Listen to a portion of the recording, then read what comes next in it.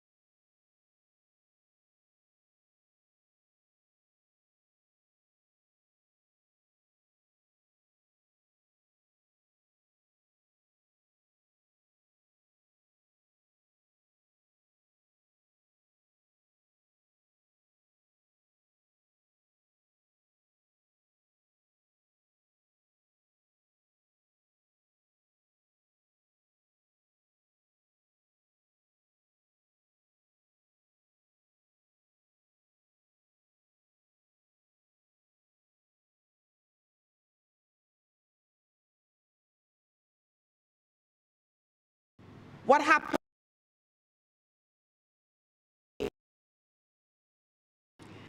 I have had the privilege of working fairly closely with the Honourable Member for St. Peter, as I used to stand in for him sometimes when he was on leave on government business in particular. And I recall, Mr. Speaker, sir, that there was a time when the Honourable Member was travelling to Geneva for the International Labour Organization Convention. And we had had a meeting, and the Honourable Member came on the Zoom call, but he said, "Minister, forgive me, because I can't turn on my camera, because I've just come," that was the morning, our time, "from a meeting. I've only had 2 hours sleep, and I've gotten up, come home, come back to the hotel to dress and to go again." There was another occasion, Mr. Speaker, sir, when we were having a quiet conversation at lunch, and the Honourable Member said to me, "You know, I can use, because we're having a conversation," he said, "Chantal, listen, I just come back from Geneva. It was a little rough one. We do some all-nighters, but we made it." And if you know the Honourable Member and the smile that he gives, that it lights up his entire face. And the Honourable Member was not talking about the fact that he had all-nighters. The fact, Mr. Speaker, sir, that he was drawing attention to was that we did it. That we did it. That those all-nighters and those sacrifices which are often not spoken about and not recognized. The going beyond for this work and for this effort is important, because it is part of the ethos of this government, the DNA of this government, this continual fight on the behalf of workers in this country. And we are grateful, Mr. Speaker, sir, for those, like I said, who go beyond the efforts, who go beyond the norm, and who continue to exercise the level of leadership that is necessary, Mr. Speaker, sir, in this effort. Mr. Speaker, sir, the Honourable Member for St. James North, in his presentation, spoke about the work, again, of the Honourable Member at the ILO recently in the passing of Convention 913. I draw attention again to that, Mr. Speaker, sir, because I want us to recognize as a country that this is a 193, correction, Mr. Speaker, sir, Convention 193. that this was a seminal convention. For the first time, Mr. Speaker, sir, we have recognition of decent work for gig and platform economy workers. Mr. Speaker, sir, that is workers who work remotely, who work on platforms like Uber, and I know that we have our own, like here in Barbados as well. People who operate in a space in which previously what happened was that employers did not want to be able to pay them the minimum wage that was established. They did not want to be able to pay them, Mr. Speaker, sir, all of the rights and all of the dues that others had in the context of decent work. And that effort, Mr. Speaker, sir, was led by the Honourable members for St. Peter, who chaired the session. The Honourable member for St. George North was the vice chairperson representing workers. And then Barbados also as well had representation on the drafting committee, Mr. Speaker, sir. Barbados, this little island, 166 square miles, is known for its leadership internationally in the ILO and delivering not just for this country, but globally. Globally, Mr. Speaker, sir, something that will reform the way how workers are treated internationally. And that is the level of leadership that we have. That is the level of leadership that is exercised by the honourable members, but also as well that is expected from this government. And that ethos on how workers should be represented, again, as I said, Mr. Speaker, sir, it's part of our very DNA, this government and of the party, the Barbados Labour Party. Mr. Speaker, sir, as you would know, in my former capacity, working in culture, we are in the season of emancipation, a season where we reflect on our history, the triumphs, what has made us, what has shaped us as a country. And it dawned on me, Mr. Speaker, sir, that on July 26, we will commemorate the day of national significance. That day recognizes the 1937 riots, just across the street in Golden Square. The 1937 riots represented fundamentally the contestation between workers and owners of capital.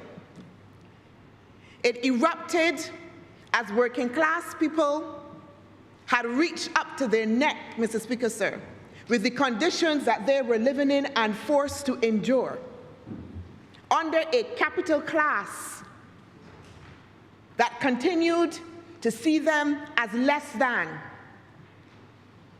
that continued to see that the exploitation of the working class was the only way for capital to continue to thrive.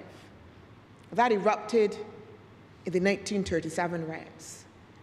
And I reflected as well, Mr. Speaker, sir, how interested it is that we are here in 2026 as we debate this bill in conditions, in some spaces, in which you have workers who face those very same conditions. Most Barbadians would have learned at some point or heard about the Moyne Commission, who looked into those conditions that those workers were faced with at that time and talked about the poor working and living conditions, the lack of sanitary conditions, Mr. Speaker, sir, interesting, the lack of proper housing, proper wages, Mr. Speaker, sir.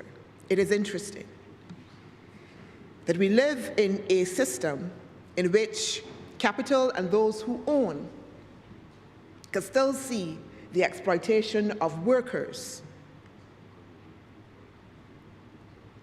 as the fundamental way that they are to continue to profit. But we don't often speak, Mr. Speaker, sir, about what happened after the 1937 riots. Because after the 1937 riots, in 1938, it gave rise to the Barbados Progressive League, the Barbados Labour Party.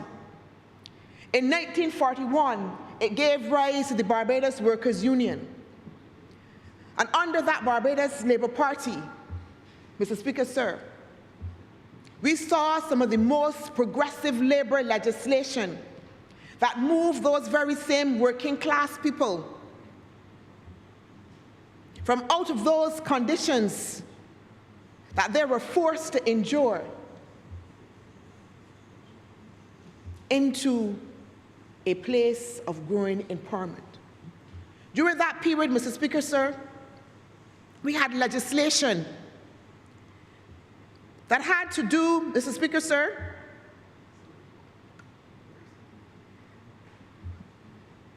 with the Representation of People. In 1950, the Representation of People Act, Mr. Speaker, sir, moving away the right to vote from out of the hands of privilege and making sure that ordinary Barbadians could exercise that right. It was in 1951, Mr. Speaker, sir, that we saw the foundation bill for the bill that we are debating today, the protection of wages, Mr. Speaker, sir, in 1951. And in 1952, Mr. Speaker, sir, the Labour Clauses Public Contract Act. We also had during that period as well the Wages Board Act, the Workmen Compensation Act, Mr. Speaker, sir. There is a history and legacy of the Barbados Labour Party government working and fighting on the behalf of people. Mr. Speaker, sir, it is like building a house. When you put the first block, you don't see the shape of it. But you add another and another, and you reinforce it. And the thing begins to take shape. And that is what this government has been doing, block by block, over time. We would have heard the Honourable Member for St. Peter talk about the number of pieces of legislation that has been brought since this government has taken over 2018. Mr. Speaker, sir, block by block by block, we are building on a legacy of representation of people and of workers, Mr. Speaker, sir. So, as I thank the Honourable Member for his work, I know, Mr. Speaker, sir, that he understands and feels the weight of that legacy.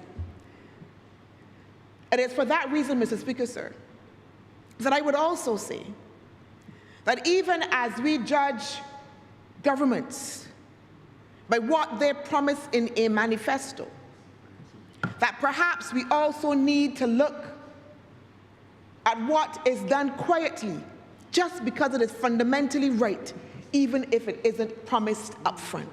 Just because it is fundamentally right, Mr. Speaker, sir.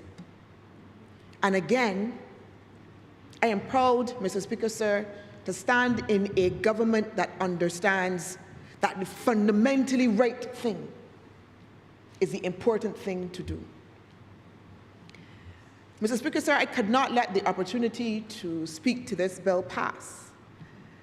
I spent a number of years in the nonprofit sector, and particularly working with labour unions, doing training, advocating for rights, leading a number of demonstrations. Mr. Speaker, sir, I was a little bit of a rebel, sometimes against governments. And therefore, standing in a government and being part of a government that recognizes the fundamentally right things is important on a personal level for me.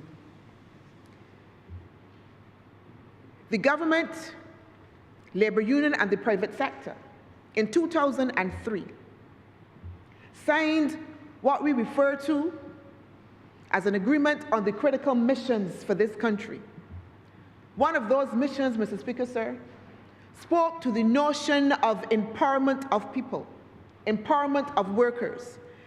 And sometimes we think that empowerment means that we only provide increases in wages. But that is only one plank of empowerment. Empowerment is also about agency, about giving workers voice and space as well. This protection of wages bill, Mr. Speaker, sir, at Section 19 of the bill says particularly, notwithstanding any other provision of this Act, an employer shall ensure that an employee with special needs is given notice by a method of communication that readily permits the employee to receive and understand the notice.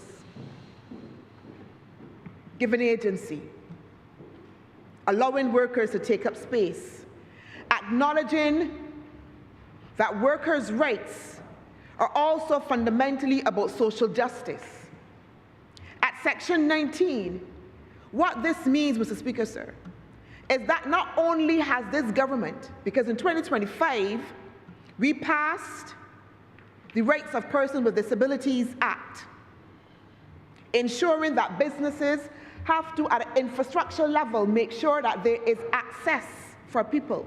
Ramps, Mr. Speaker, sir, retrofitting of bathrooms, etc., so that people with disabilities have access. This goes one step further, Mr. Speaker, sir, the House. Block reinforcement, Mr. Speaker, sir. Because this now says to businesses, binding the crown as well, Mr. Speaker, sir, that not only at an infrastructure level do you have to make changes to facilitate people with special needs, but you have to change your process as well. Your process of how you communicate and give notice. And that is critical. So it puts businesses, Mr. Speaker, sir, on notice that if you have to hire and train people for sign language, the technology that might be needed to be able to facilitate this communication, Mr. Speaker, sir, has to also happen. Social justice, the idea that we will not discriminate, that we will see and feel people, all workers, and in this case, Mr. Speaker, sir, those with special needs. And this is fundamental for me, Mr. Speaker, sir, again, because of what we did in 2025 and the recognition that this government is not putting before the people of Barbados one-shot pieces of legislation, but that we are building coherence,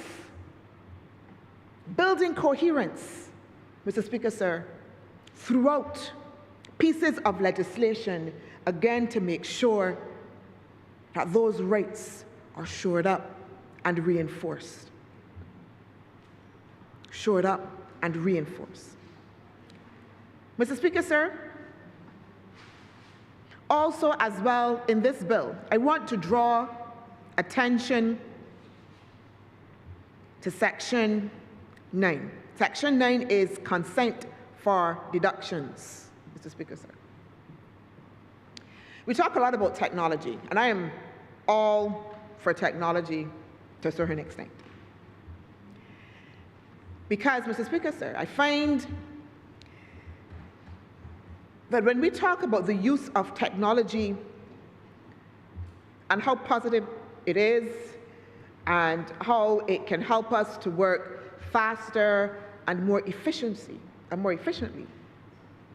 sometimes we don't recognize that in doing so, we lose sight of people. We lose sight of the human factor. We lose sight of acknowledging that things happen to people. That when we automate systems, we don't take cognizance of the worker who just had to bury the mother or the father, or the worker who shows up on the job because they're faithful, but they're not feeling so well. Of the worker who is stressed and dealing with multiple things, family members, taking care of family members and showing up to work. Sometimes we don't always see people. And that is also a function of how capital operates. Because the intent is not to see workers, it is not to see individuals, but it creates separate lines of work, and that people no longer care about the other and the other circumstance and the way. We care about the rules and the process and the systems. Mr. Speaker, sir. Section 9 says, notwithstanding Section 7 and 8, money shall not be deducted from the wages payable to an employee without the written consent of the employee, unless the deduction is required by another enactment. Wages, money shall not be deducted without the written consent of the employee. Mr. Speaker, sir. And we may see that as slight, Mr. Speaker, sir.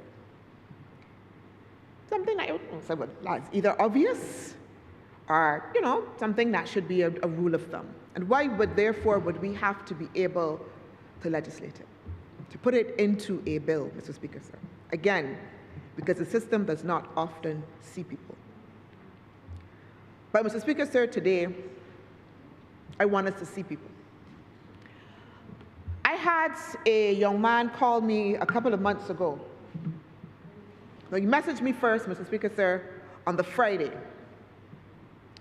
And he said to me that he was entering, the week coming would be 4 weeks, and he had not been paid. He was supposed to be paid every 2 weeks.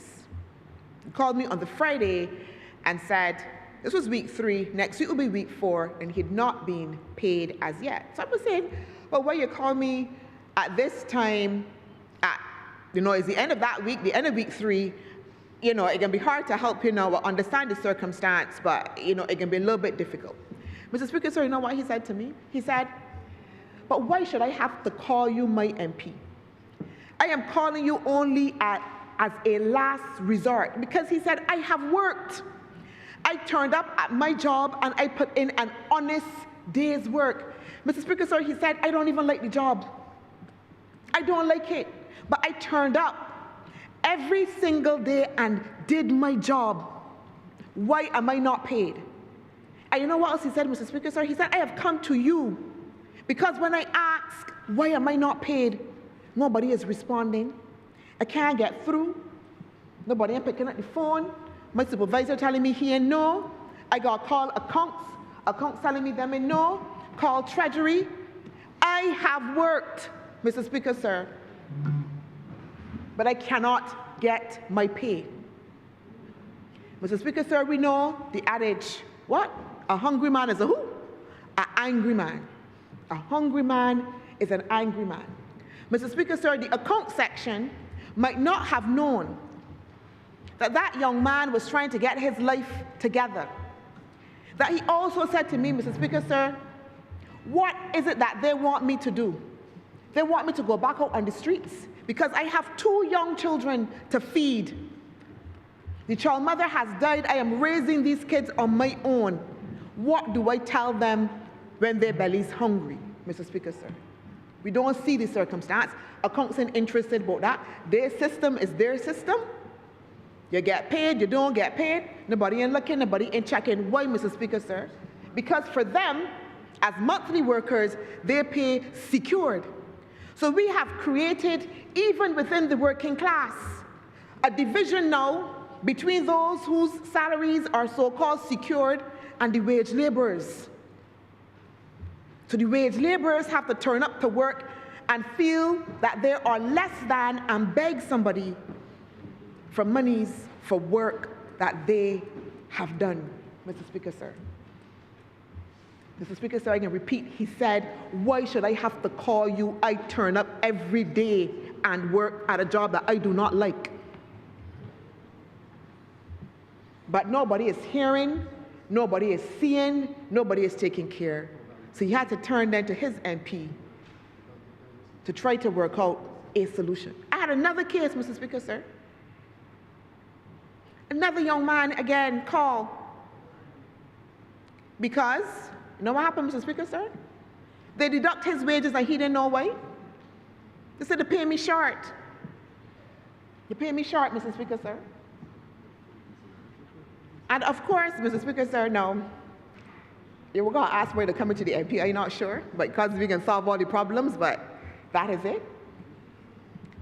And when we ask the question, Mr. Speaker, sir, there is nothing on his pay slip, no description, no breakdown of what the money he's getting paid is for, what coming up for NIS, what coming up for nothing. He paid a sum. You work from this place to this place, this is the sum here that you're getting. He get paid short.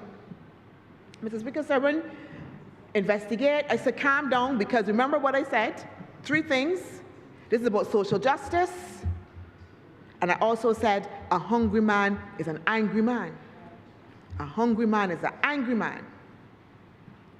So when we investigated, account said he had been paid extra before, so they were taking it out.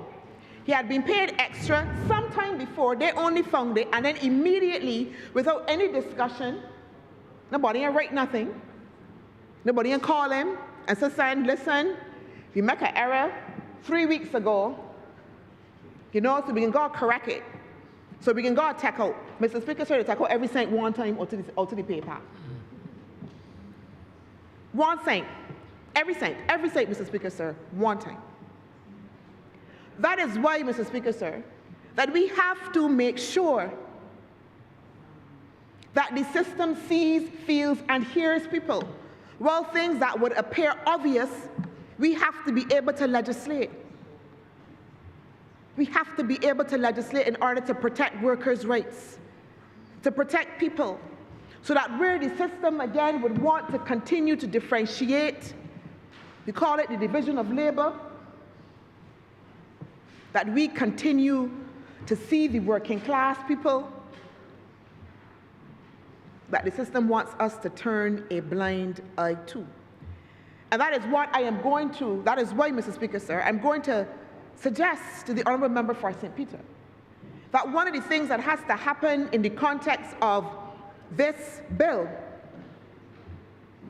hopefully when it is passed in this chamber and in the other place, that we must also make sure that there is communication that goes to all of those who feel now that they have risen to the top and are in charge of how and when people get paid, so that they fundamentally understand. And Mr. Speaker, sir, we love to send a memo. You know, in the public service, the first thing we just hear is a memo was sent. And then when you ask who see the memo, nobody see the memo. The memo went up into some space that nobody can find. So it has to go deeper, Mr. Speaker, sir, than just saying that we will send a memo. But there has to be an awareness raising of the issues. And not just, Mr. Speaker, sir, about saying this is what you have to do, about fundamentally removing that barrier and having a discussion about the why it is important for people to be able to get paid. For you to be able to write and get consent from somebody when you want to be able to take out their pay. And the Act, Mr. Speaker, sir, does say that the employer does have the right to reclaim when there is overpayment. But it then says you must let the worker know. And whether, Mr. Speaker, sir, that means that somebody has to go into the account section, whether that means we give it to the head of the account section, the financial officer, to be able to sit down with their teams and be able to say, hey, look. So that outside of the automation, outside of what we do as the norm, Mr. Speaker, sir, again, that we see, that we hear, that we feel people fundamentally. And that is why this protection of wages bill is important. Mr. Speaker, sir, this bill also indicates that there's only a certain percentage of monies that should come out at any one time. Mr. Speaker, sir, no more than 1/3. So it means that you can't disadvantage somebody. You got to be able, again, to recognize that we can have particular circumstances, Mr. Speaker, sir, that things will happen. That yes, I owe you because yes, I had an advance, or yes, you took out the money, you overpay me. But as well, recognize the circumstances as well, Mr. Speaker, sir. Mr. Speaker, sir, as I close, I want, Mr. Speaker, sir, to recall the honourable member for St. Peter when he spoke about an incident in which there was a worker, he held up a newspaper article, was paid in coins by her employer. And I remember that incident very, very clearly. The literature, the academic literature, Mr. Speaker, sir, shows that workplaces that respect workers' rights, that work in tandem with trade unions, that follow good industrial practices, are workplaces as well that prosper. That is not me standing here. That is literature and social sciences research that has been done. And we have to be able, Mr. Speaker, sir, to ensure that workplaces in this year of our Lord recognize that they need not continue to believe that the exploitation of workers, the denial of rights, and poor working conditions is the only way that their business will profit. That profit comes also as well from ensuring that workers believe fundamentally in their workplaces, that they believe that they are treated right. Within the agricultural sector, Mr. Speaker, sir, there are models that exist. It is not widespread. I came across a farmer, Mr. Speaker, sir, who said to me, he set himself a target of what he wanted to increase his yields from the particular crop that he was growing by for a particular period. And he went to his workers and he said, listen, this is what I want to do. I got two choices. I can either hire more workers to help, or you guys can put in some extra work, but when I make that profit, you will get a share. You know what, Mr. Speaker, sir? The workers said, no, don't hire anymore. We will put in the effort. Mr. Speaker, sir, that farmer surpassed the target that he had set and now has a model that not at the end of a year, but every 3 months, Mr. Speaker, sir, the workers on his farm, true story,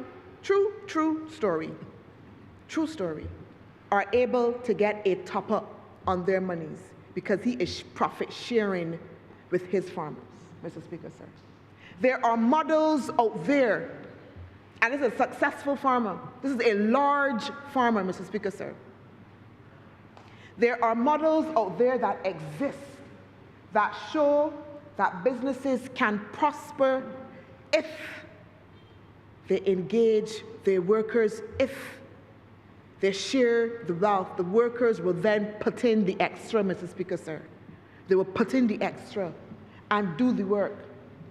I know workers, Mr. Speaker, sir, who you could call them at 12, turn up on a weekend, that show commitment, but that is because they are treated correctly, properly by their employer. Mr. Speaker, sir, I commend this bill. Again, I commend the Honourable Minister. I am obliged, Mr. Speaker, sir.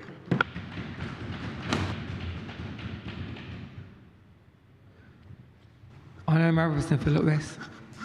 Mr. Speaker, thank you for the opportunity to lend my support to this protection of wages bill. You know, government through our public service is the employer of approximately 20,000 plus persons. We are the single largest employer in this country.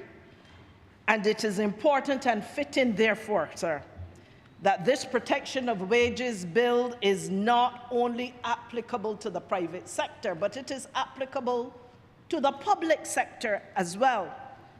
As I believe, sir, that government must be held to the same high standard, definitely no less, than that of the private sector and other sectors in this country. And it is with the significant attempt to secure workers' dignity by ensuring fair pay, by preventing illegal deductions, by adapting payment options to more modern digital transactions, and by uplifting other labor-related standards. It is for all of these things that this bill brings to this chamber and to this country that I am supportive of it. Fair and timely pay is one of the rights that this bill upholds. You would have heard the honourable member from Christchurch South speak of situations where there have been overdrawn salaries.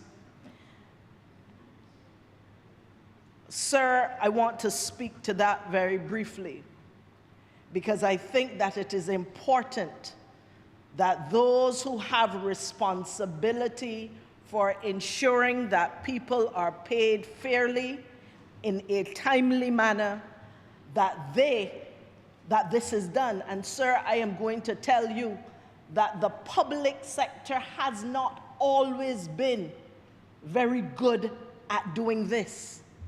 We are seeking now in the Ministry of the Public Service and Talent Development to find a way to address it. What will often happen, sir, is that you will find persons who they say you're in the system, that your salaries are coming on time. However, others who are there in a temporary capacity or who have been given some temporary assignment, they have to wait on, there's a word that is very popularly used. It's called the authority. Meaning that without the proper authority to pay, the accountant cannot do what is necessary to facilitate that payment. Sir, that is something that we have to tackle head on. Oftentimes what has happened, sir, is that an officer is temporarily assigned, and what is to happen is that at the end of, say, July, that is when the authority to pay them, for them to be in that position, has been given. But guess what? The ministry responsible for that particular individual has not indicated yet to the Ministry of the Public Service that, you know what, this period of action is coming to an end, but we want to extend it. Now, we are now 2 weeks before the end of July. This thing is to expire at the end of July. And the Ministry of the Public Service will say to the ministry, but you know, you need to tell us, one, you want this person to stay, and two, how has this person performed?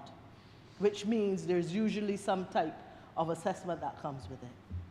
Sir, oftentimes neither one will come in a timely manner that will allow the ministry to act. And in some cases, sir, for full transparency, sometimes that request comes on time, but the bureaucracy within the ministry then prevents it from being processed. Those are real bugbears. And just last Friday, as we had our senior management meeting, sir, we had this conversation about this protection of wages bill is no joke. And I think it is important for every public servant to read this bill and to know their rights. And it is important for us within the system to make sure that we are putting in place those things that are necessary to ensure that people are paid the right amount of money on time for the services that they have given. Overdrawn salaries. How many people know that not more than 1/3 of their salary should be taken out? And I think, again, that is about people knowing their rights, people knowing what is necessary. Oftentimes, we sit back and we wait for others to tell us. And that means that the Ministry of the Public Service has to do a very important job of educating public servants about what their responsibilities are, as well as what their rights are as it relates to the protection of pay. Sir, beyond protecting wages, we must all accept the evolution of jobs, because the protection of wages are one thing, responsibility for us to ensure that people are able to work and receive pay in a manner that ensures their security, their dignity, their predictability. But, sir, we also have to understand that people have a responsibility to grow their own capacity that will not only protect their wages now, but also protect their earning power going forward and be able to augment that as well. In the public service, sir, we have many capable officers who are committed and who demonstrate a commendable work ethic in getting the job done well. Many have also been recognized for their service. If we are to be truthful, sir, there are many others who do not demonstrate the same type of work ethic and who do not necessarily produce at the same levels. It is important, sir, that we have that very careful and uncomfortable conversation many people don't want to have about productivity, not only in the public service, but in the private sector as well.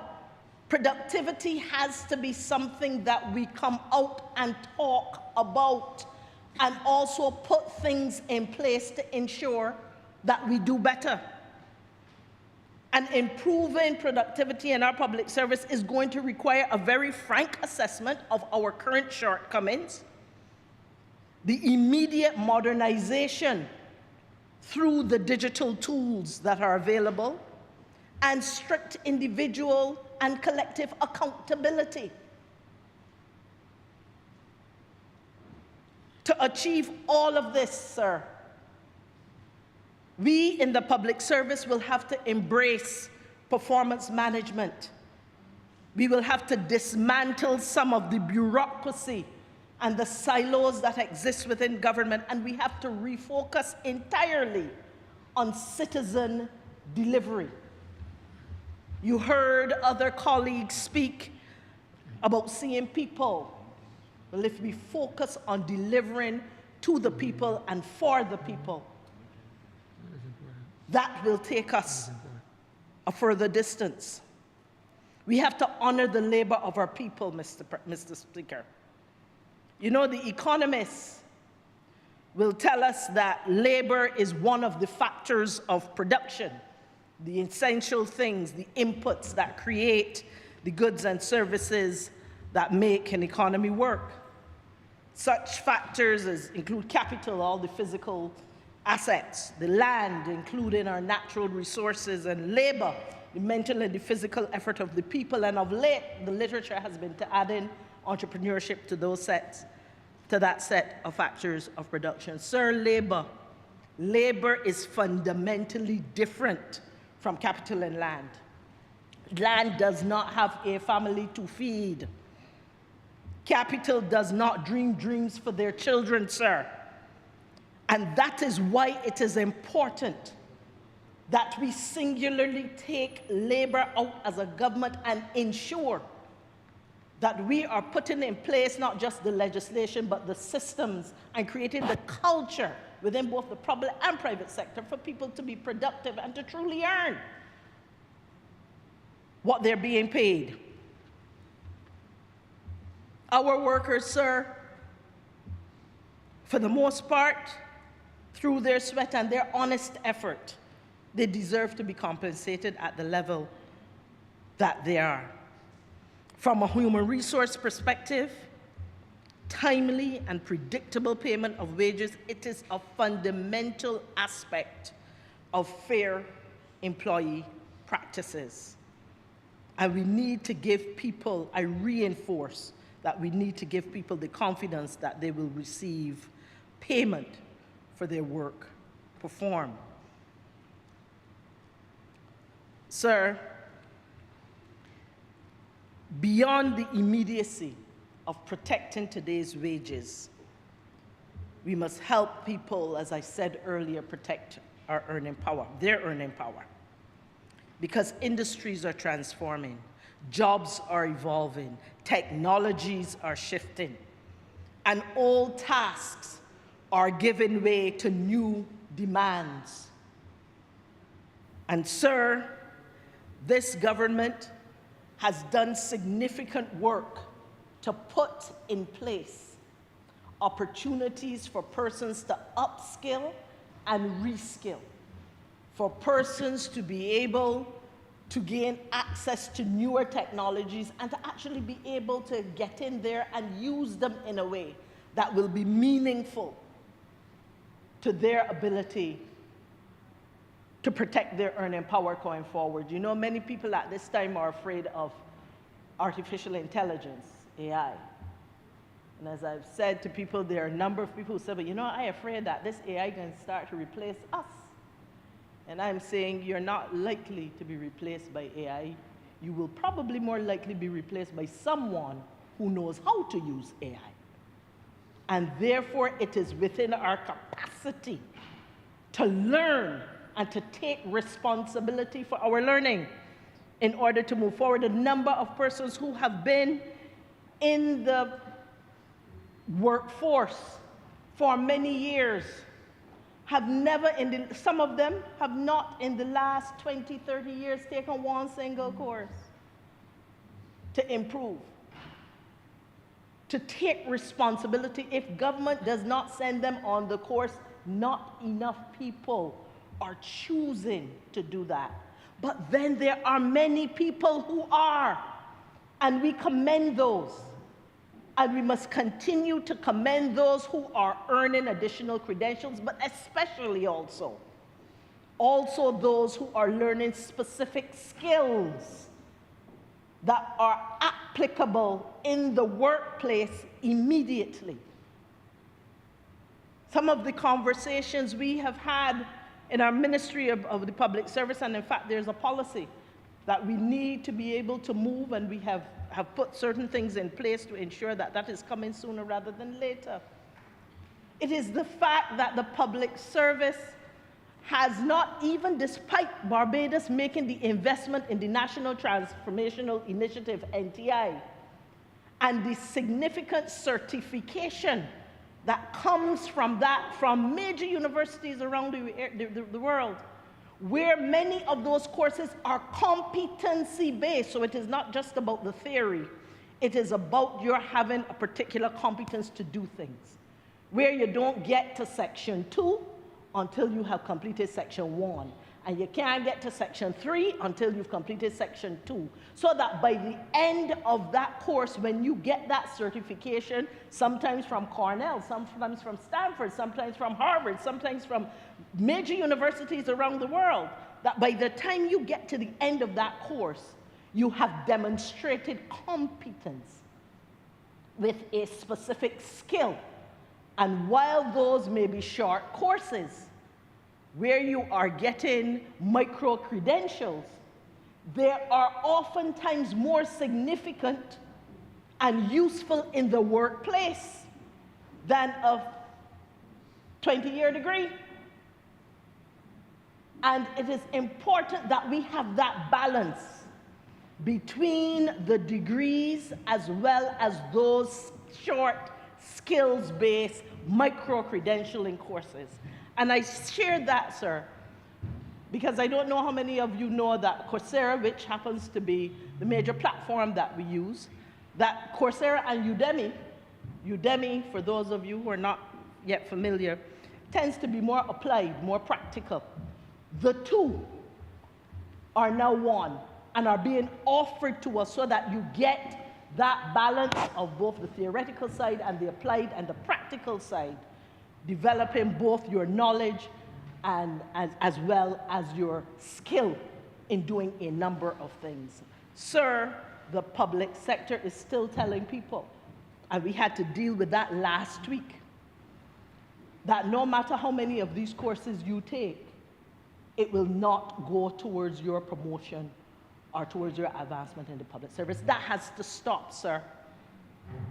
And already there are discussions with NTI and its partners and with the Ministry of the Public Service to ensure that we put a framework in place that singularly represents those digital skills, those micro-credentials, those competency-based skills and learning. All of this, sir, is part of not just protecting your wages today, but making sure that your earning power continues in the years to come. Sir, there's a reality check that we have to have. Recognizing, as it relates to some of the issues raised earlier by our colleagues, that slow approvals and a backlog will choke off national progress. Fundamentally, it impacts individuals in their pockets, in their homes, in their families. It also has the ability to choke off national progress. We are clinging to paper processes, sir, that is wasting valuable time of our team. We also have vague performance metrics. And while the public service has done considerable and commendable work in improving the mechanisms for the performance and development review, what has happened is its implementation at the level of the supervisors, the heads of departments, permanent secretaries. That is something where we need to give some support, because it's one thing to have a mechanism, but it is another thing to actually use it effectively in a way that allows us to focus on development. There has been a culture that performance reviews have been used as punitive for punishment. We need to shift that to a place where it's developmental.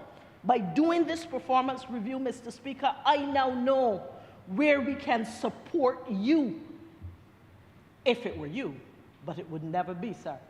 Where we would support that individual, that officer, in doing better, identify specifically what their needs are, and take a developmental approach to helping them improve performance rather than one that tends to be more punitive and used to pick at what is wrong, rather than help them to use their strengths, number one, where it's a strengths-based approach, but secondly, to be able to help them move forward.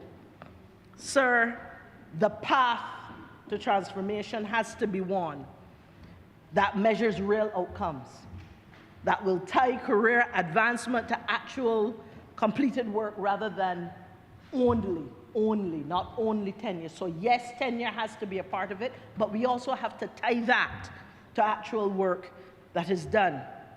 That road, sir, to transformation must replace the manual bottlenecks with automated and digital tracking systems that allow us to do what we need to do in a timely manner.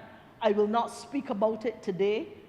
I will speak about the Human Resource Management Information System at a different time, which is a system that will allow us to digitalize the processes, the human resources processes, and bring efficiency and improvement. It has been long in coming, and we are continuing to work on that. I will not speak to it now. I want to wait until we know for sure when it is delivered, to speak in a more substantive manner on it.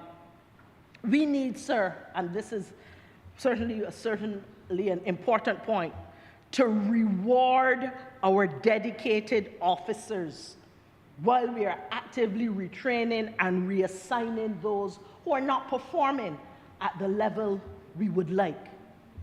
We have often not done the best job at rewarding our dedicated officers, and that is something that I would want to see encouraged and that we're working to encourage. Sir, as I conclude, I want to say that this protection of wages bill is just one of the duties of government. But beyond the protection of today's wages, we must also look at the protection of the earning power of both the individual and the country in the years ahead. And that will require us as individuals taking responsibility, government continuing to create the environment for the best practices as it relates to labor, and it will also take us being serious about changing the culture and having conversations around productivity that will ensure that all of this legislation that's put in place goes to the benefit of both the individual and the country. With that, I want to commend the honourable member from St. Peter for the work that he and his ministry have been doing in terms of advancing legislation and regulations that will continue to improve the environment for labor. And I want to say today, I am proud and pleased to add my voice of support to the Protection of Wages Bill.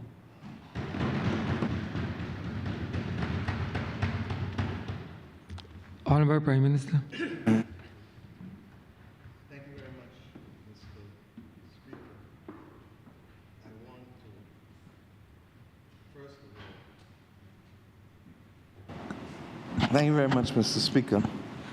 I want to first of all say how proud I am to be leading a government that continues to recognize that there is a fundamental importance in how we seek to treat workers in this country, and to do so against the backdrop that one of the very first bills passed by a Barbados Labour Party government in the post-universal adult franchise era was the Protection of Wages Bill. And that what we come here to do today is to modernize it in key aspects, given the passage of time and the development of different practices and technology since the early 1950s, when Sir Grantley Adams made it his business and the Barbados Labour Party made it their business to put this, along with holidays with pay and other pieces of labor legislation, at the foundation of how they sought to transform this nation. And so today, sir, we speak conscious that this bill says something very simple. Once a worker has done the work, the employer must pay money on time. The employer must not take money from their pay packet without proper authority. It recognizes the imbalance between the relationship between employer and employee and seeks to level that playing field such that advantage, a good old Bajan word, advantage is not taken of the workers. And that if it is, that the employer must face real consequences when the law is broken. Sir, this is critical. And this bill helps to make sure that the worker actually receives and keeps what they earn.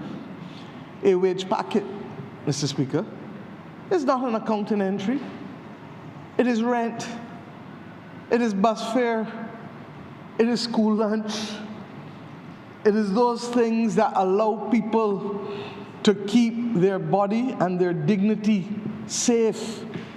It is the electricity bill, the same one, by the way, that we remove VAT on, reduce VAT on, since 2022. Since 2022, in a way that the British government has done this morning under the new Prime Minister as a hallmark of their cost of living government that they have heralded today. And we were doing that for the people of this country since 2022. Along with other measures, of course. But I make the point that it's not a wage packet, is not an accounting entry. This is what helps people buy food on the table for the family, or may have to go for prescriptions when they come from the doctor. We may not be able to tell the shipping lane what price to charge Barbados, or to control every global shock, as we've said over and over. But we can decide that the money already earned by a Bajan worker must arrive on time, must be backed by a remedy with teeth. And the national minimum wage that we have sets the least that a worker must earn. And that we did as a government in circumstances where for decades Barbadians were told, Barbados governments were told, that the introduction of a minimum wage would lead to the collapse of this economy and to the collapse of microeconomy, especially with small shops and middle-sized shops in this country. But we were able to do it. In the same way, sir, this bill continues, and I say continues, because the fundamental protection was put in place by the Right Excellent Sir Grantley Adams in the early 1950s, as I said. But today, we continue to place a shield around what the worker has already earned. And I ask us, sir, to begin to think in clear terms on a number of matters which I intend to address today. One, that payday becomes a legal obligation. Two, that the wage packet belongs to the worker, not nobody else.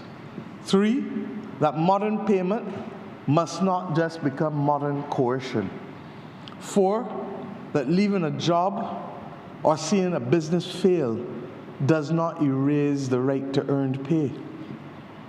Five, that a right must always be paired with a road to a remedy. Six, that the law acquires consequences worthy of the offense, and certainly the consequences that are in the existing legislation from the 1950s do not act as that deterrent. And seven, that this bill is part of a wider program for working people in this country. And let me address the first matter, sir. That payday comes as a legal obligation. In clause 3 of this bill, sir, it is said that the employer must establish a recurring pay period and a recurring pay day. That certainty is critical for employees to plan out their lives. Wages earned for that period must be paid no later than the payday. And Mr. Speaker, a person, therefore, if they are paid by the hour, day, or week, must be paid weekly. And a person who is on a fortnightly rate must be paid at least every fortnight. A person on a monthly or longer rate must be paid at least monthly. And I'm breaking this down today in these terms because I want every worker, from the fields to the factories, from the hotels to the homes, to understand what is at stake and what is being reinforced and protected by this bill. It is no accident, sir, that this bill did not pass this House with one day of debate, because this government determined that it is important for us to use this exercise not only to pass legislation, but to be a form of public education, so that those who may be being exploited but who are listening to the radio now can hear what are their rights going forward. Now, the bill does not say that every worker must be paid weekly. At the general minimum wage, we already know that with the minimum wage at $10.71, that 40 hours of work works out to $428.40 before deductions. I want to repeat it. If you are a minimum wage earner working a 40-hour week, you should be earning $428.40 per week before a cent is deducted from you in any respect. That money is earned. And you, I'm sure, would have committed as the worker that money, as I said, to a rent or mortgage, to transport, to food, to school expenses, especially as we are in the season of back to school. And the worker should not have to lend it back to any business by waiting beyond payday. In the event that those things happen, it really has to be as a result of some catastrophe or emergency, but cannot be part of the practical, every day, every week, every month reality of our workers. As I keep saying, we can't tell the people overseas what to charge us. We can't tell the people overseas what price to set.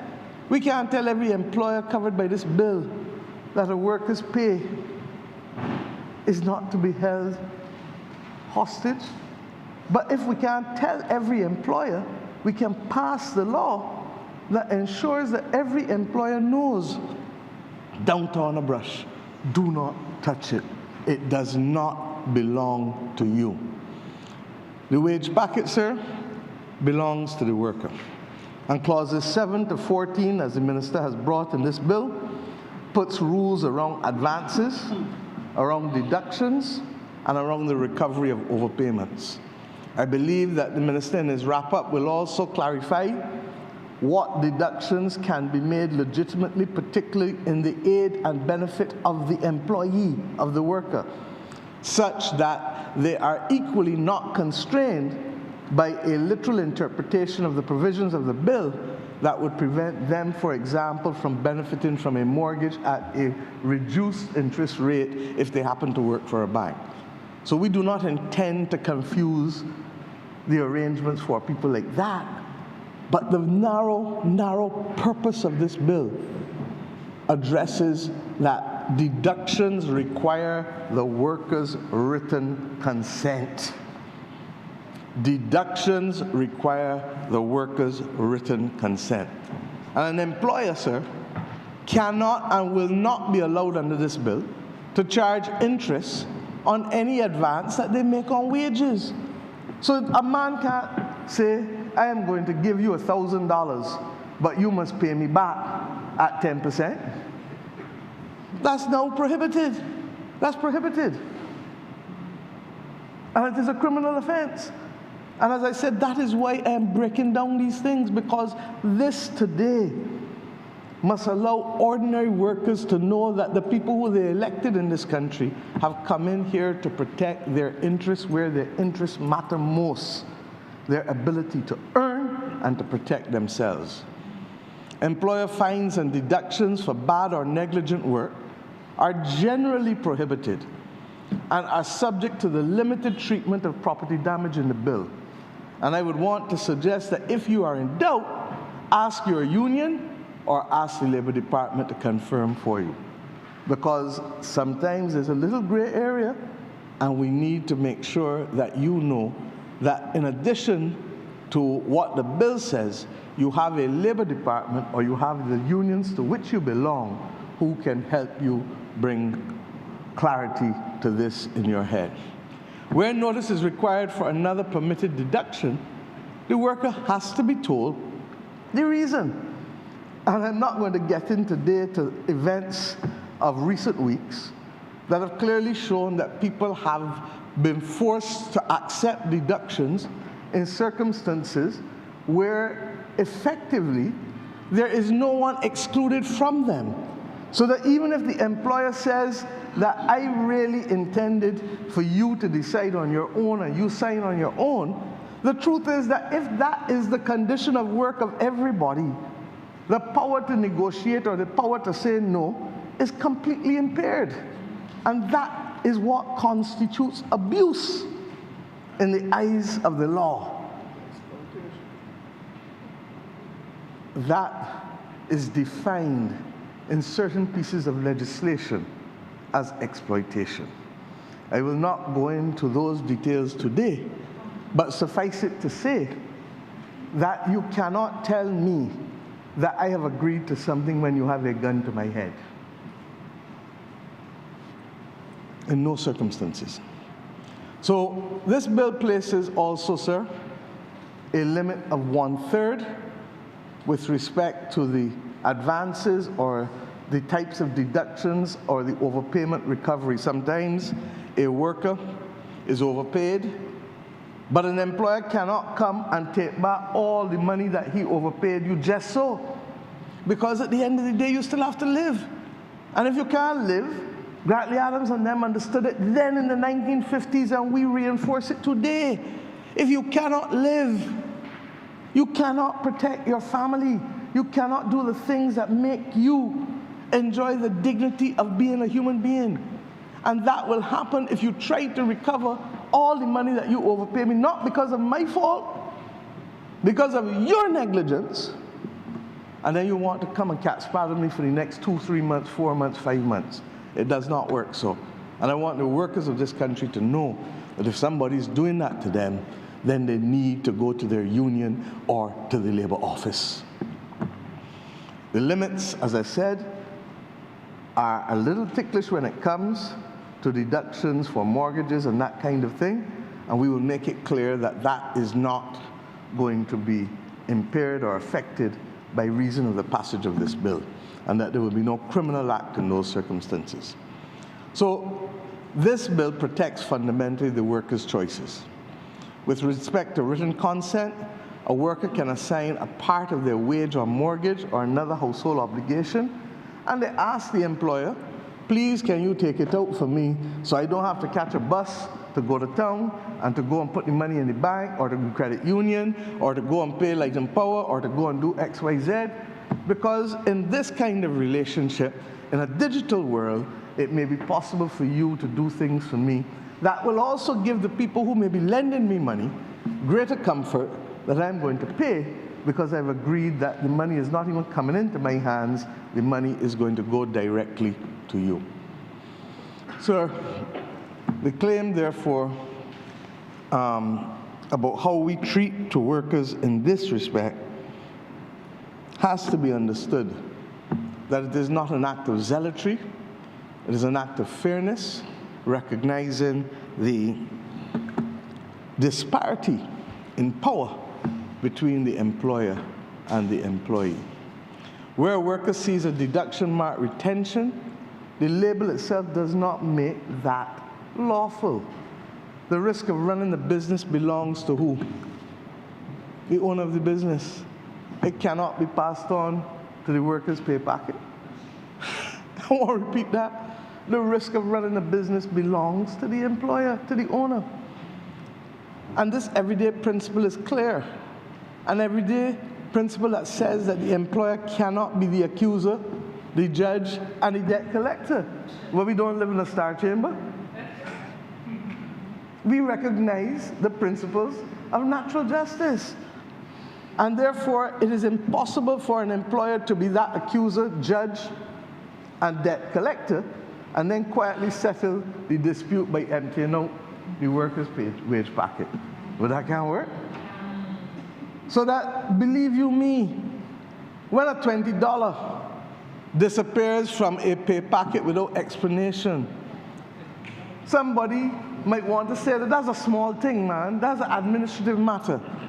But to the parent who has to count bus fares, for the parent who has to make sure that they leave some food for the children at home on summer vacation, that is not a small thing. That's the difference between them being able to eat lunch for 2 or 3 days with respect to the sandwiches that can get made for the children. And I want us, that is why this government keeps saying we must see people, we must hear people, and we must feel people. And there are too many people in this country who do not, at the same time, take and have consideration for others. And that is why the golden rule taught to us in Sunday school and primary school is so important. Do unto others as you would have them do unto you. Mr. Speaker, sir, the third point I made in here today is that modern payment must not become coercion. Clauses 3 to 5 recognize that modern forms of payment exist. And where payment is made into a deposit account, the bill says specifically that the employee shall determine the financial institution that they want to have that money going to. The employer chooses what they want as a lawful payment method, and that's fair.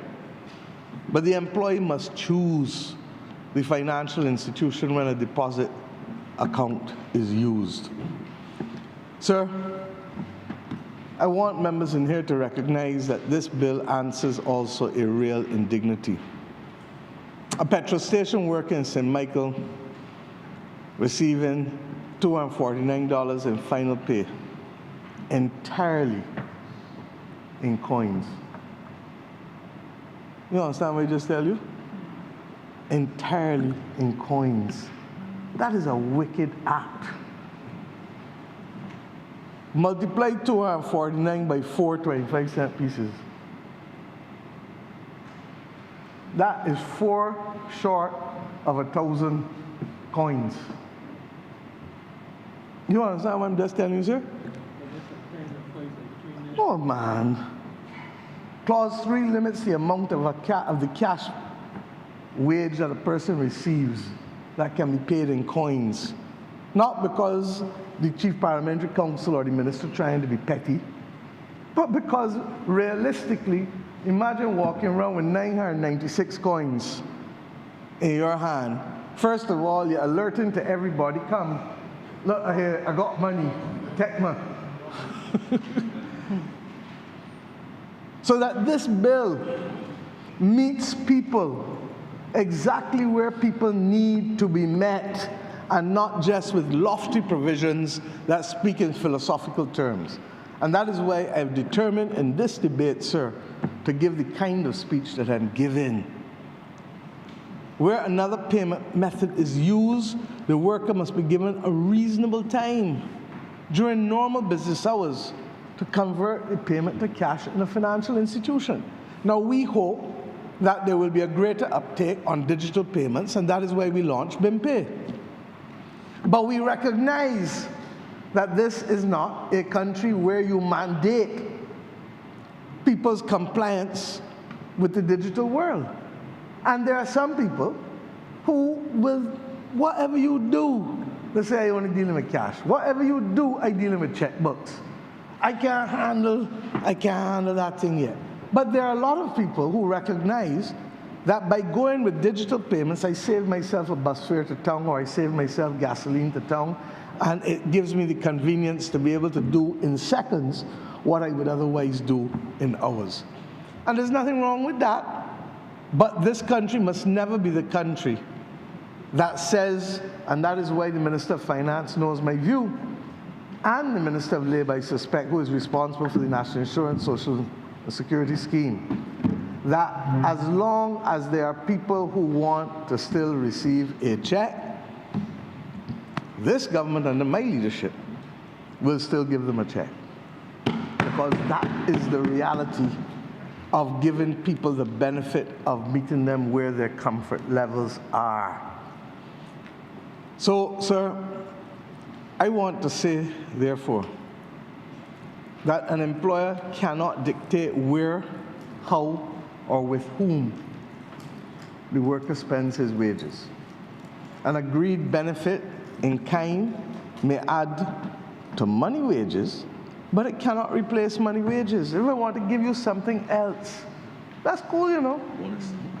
Because if you sell everything you got to buy everything you need. And sometimes an employer will say, look, you hold on to these extra things I got there. But the fact that I'm giving you extra things cannot be now computed in value and replace what the wages or salaries are supposed to give you. Worker has still to be paid, in the language of old, in the coins of the realm, but not the coins adding up to $249 with 996 coins walking about like if it is a heavy weight that you're carrying because you're exercising. The issue of payroll, larger companies will have a structured payroll system, invariably on software, And that makes it easier for most of them. But sometimes there are glitches, and sometimes there are mistakes. And this is the point I'm making, that because the employee is unequally yoked with the employer, you cannot ask the employee to bear the consequences of the mishap or the negligence of the employer with respect to that. So technology is there to serve our people, but technology must not be imposed on all people as if it is the dictate of the country that this is the only way they can function with respect to it. I want, sir, to address the next point. Leaving a job or seeing that a business fails in which you are working does not erase the obligation to pay the employees. You know, sir, one of the reasons why in our insolvency legislation there is priority given to workers and to NIS is because we understand the social fabric that will be torn if we don't protect the people, even in the face of closures, in the face of insolvency, and ultimately even in the face of bankruptcy. You may not have enough to settle everything that you owe, but who must you pay first? And this is what a country that has had the scars that we have, and a parliament that set the legislation to describe people for the first time in a slavery system as chattel. This parliament has therefore a duty to make sure that we move as far away from that history as is humanly possible, and recognize that even in the face of closures, that obligation to treat another human being with dignity and to pay them what you owe them is paramount. Clause 18 requires that all wages and other amounts already due at the end of employment to be paid no later than the payday of the next pay period, but that would have to be applied if the employment had continued. Sir,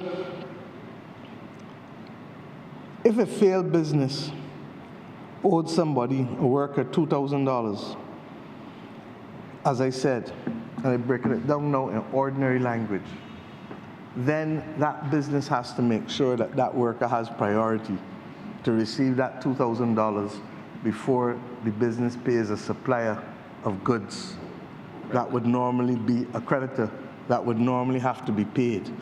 And I'm saying this for the benefit of small employers as well, so that you know that if you're going through a rough time and the money's short, and you got to decide who you have to pay, don't go break the law and pay the creditor. Pay the worker first. Pay the worker first.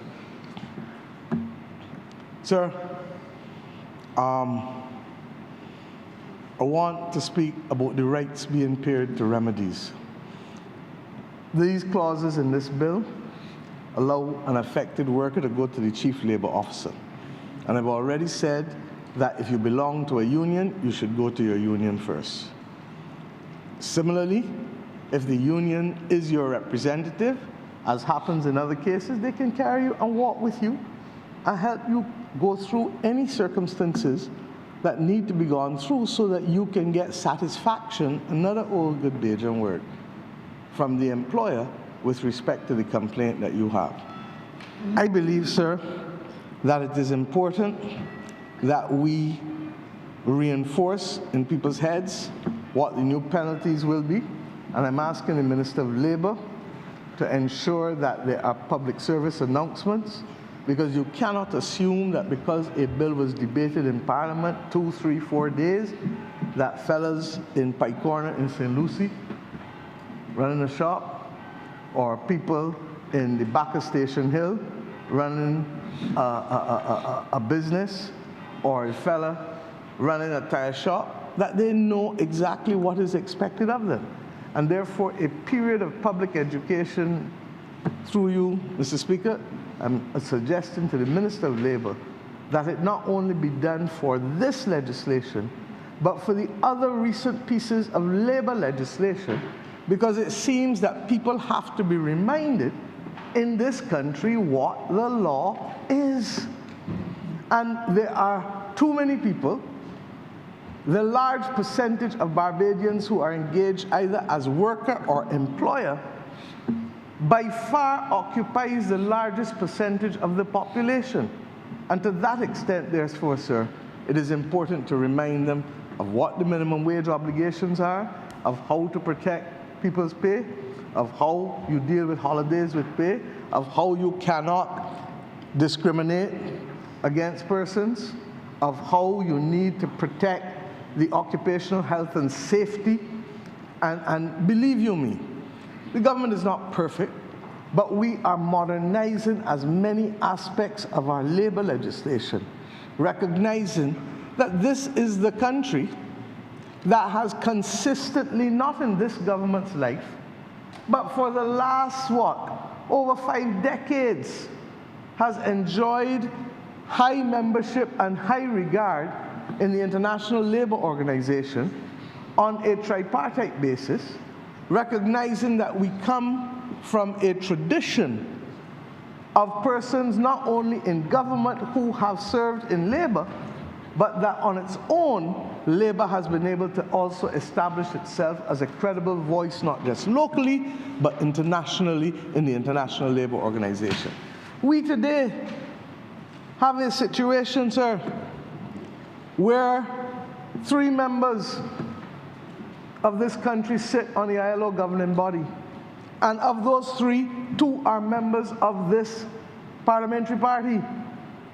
The Minister of Labour, the Honourable Minister of Labour, who just chaired globally the arrangements for the platform economy, and then the member for St. George North, the General Secretary of the Barbados Workers' Union, continuing as a key member of the workers' group in a way that her predecessors, her distinguished predecessors, Sir Roy Trotman and Sir Frank Walcott, would have done over the last few decades.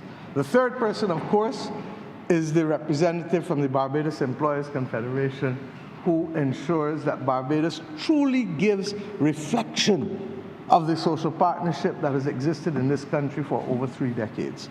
And I want to salute them, but it doesn't end there.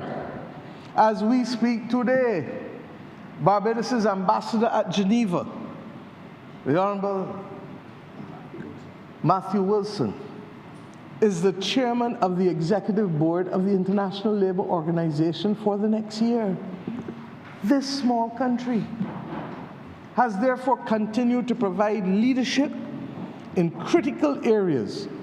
And I say so because I've repeated the parliament that gave the world the 1661 slave code must always pay forward in a way that brings nothing but complete dignity and fairness to workers, because we regrettably belong to a parliament that distorted humanity by introducing the most oppressive and what the United Nations has now called the gravest crime against humanity, a slavery system that was premised on chattel, on property. Other systems of slavery existed, you know, but what distinguished this one was that it said, you belong to me because you're property, you're a chattel. And the Code Noir that France has now repealed less than 3 months ago followed the 1661 slave code in Barbados by 20 years. So this is why we must ensure not just that we increase the penalties, and the penalties go from a low $48 as it was under the old legislation to, I believe, $30,000. Sorry? Yeah, $20,000 and $30,000, so that the penalty is prohibitive but not oppressive. And it is always to get that balance between what can be prohibitive but what does not constitute oppression to the employer at the same time. So the final point is that this bill does not work on its own. I just referred to the other suite of labor legislation that both pre-existed this government but also the significant amount of work that the Honourable Member for St. Peter has done, and the member for the constituency of St. George North as General Secretary has agitated for and promoted. And as we can see, the private member's resolution that was brought in here only a few months ago, urging this government to put in place a new system where the portability of benefits attaches to the person, and that we can, with the use of technology, be far more creative in ensuring that a person who splits their time up because they do not work for one single employer, but work perhaps for 3 or 4 in a week, and are itinerant in the true sense of the word, but firm and solid by doing those same arrangements for 10 years or 15 years. But because they have worked separately and under 21 hours, cannot claim the benefits that attach themselves to our social security system. That is wrong, and I hope that the Honourable Minister is having the National Insurance and Social Security Scheme do the work that is necessary to make those changes to our benefits, because this is a gaping hole. A lot of people who live in the housing areas, a lot of people who live in my constituency, do not keep down a single solid job that gives them 30 or 40 hours a week. They get 5 hours from somebody here. They go in and press for another lady and get 4 hours.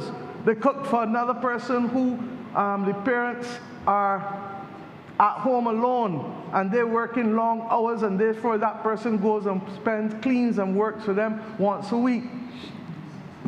Those persons must not be left out of our sight or our protection, sir. And to that extent, therefore, I look forward to this being seen as part of a suite of legislation, and for the purposes of memory, because Owen Arthur always used to tell me that politics is the art of repetition, and that if you don't repeat, people don't remember sometimes. Since 2018, sir, this administration has been built as well on a foundation of not just a philosophy, but a record to protect the workers of this country. I watch with amazement as I see the transitions in the United Kingdom and the things that they are now calling for. And I smile, because I know that as they seek to return to being a Labour Party, we have been a Labour Party, governing as a Labour Party in this nation since 2018.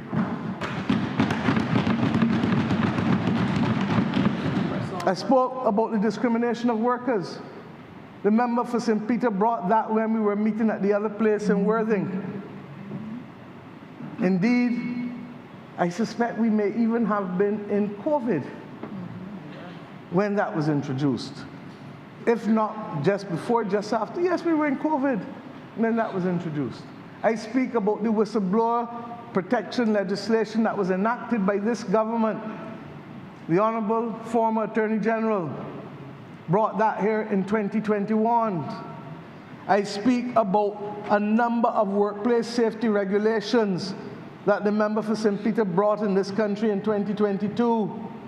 I speak about labour standards that were attached to qualifying public concessions in 2024 that the member for St. George North agitated and insisted that in the same way Grantley Adams brought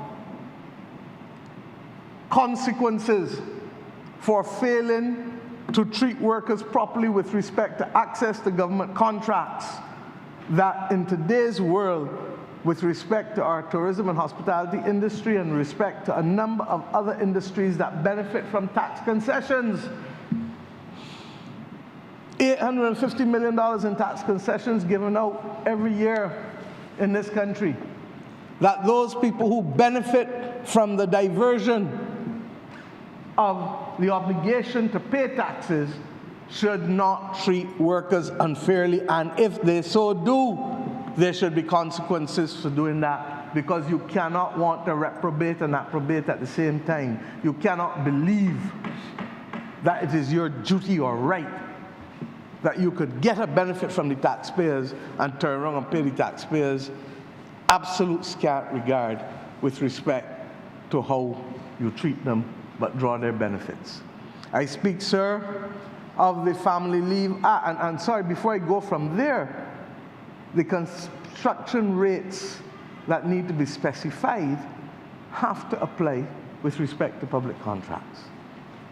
I speak, sir, of the family leave that was ushered in and enacted in this country in 2025, extending maternity benefits, and introducing for the first time in the history of this country paternity benefits. I am not going to say that it took a woman leading to be able to make sure that men got fairness with respect to the raising of children in this country. I would never do that, sir. But I cannot ignore the fact that it has happened.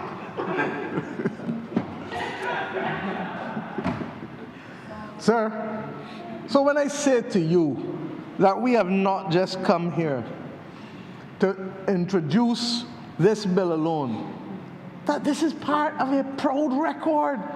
And sometimes we need to remind people of how we have transformed their lives and protected them from a vulnerability that might otherwise be their lot. The Barbados Job Register, introduced and announced by the member for St. Peter and the member for Christchurch East as former Minister of Home Affairs in July of last year, recognizing that people were seeking to take advantage of the fact that there may be shortages, but recognizing that even if there are shortages, you have to sweep every corner clean.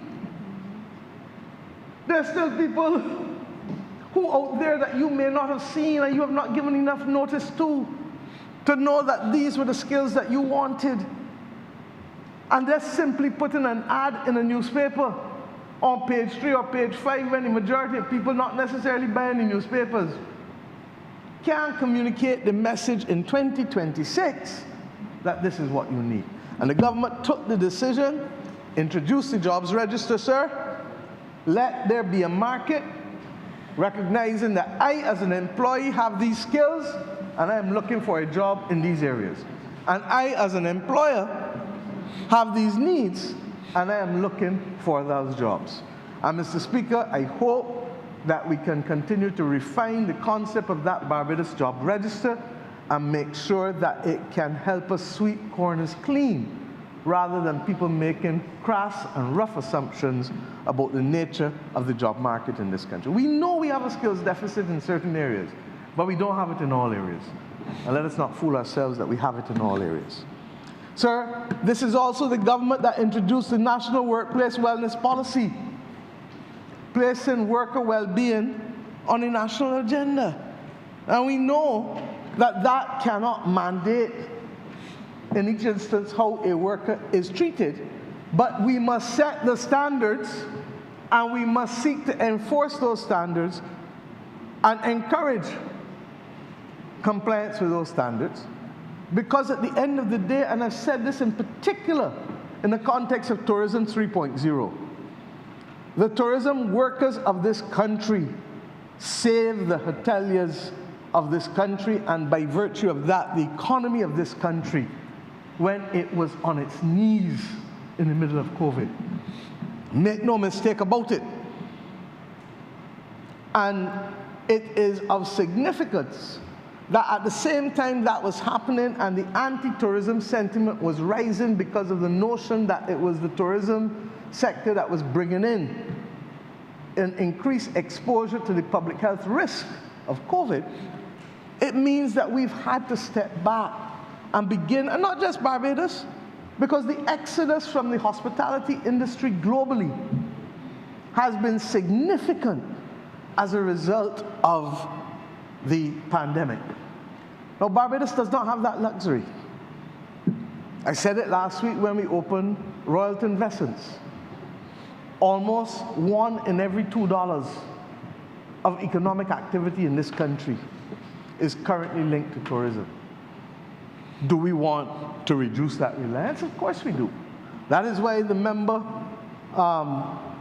for St. James Central has been given the responsibility as Senior Minister for the Productive Sectors to ensure that the Minister of Agriculture, the member for Christchurch South, and the senator from the other place, who is Minister of Industry, and he himself, as Minister of Commerce, can work along with the Minister of Tourism to create other synergies that become the platform, the foundation upon which increased growth and inclusive growth can take place in those sectors that do not now command the same level of economic activity as they should be. That is why the Deputy Prime Minister is going to have to take responsibility for taking a fishing industry that has been predominantly artisanal, with the exception of the export of tuna to North America, grade A tuna, but to see how best can we continue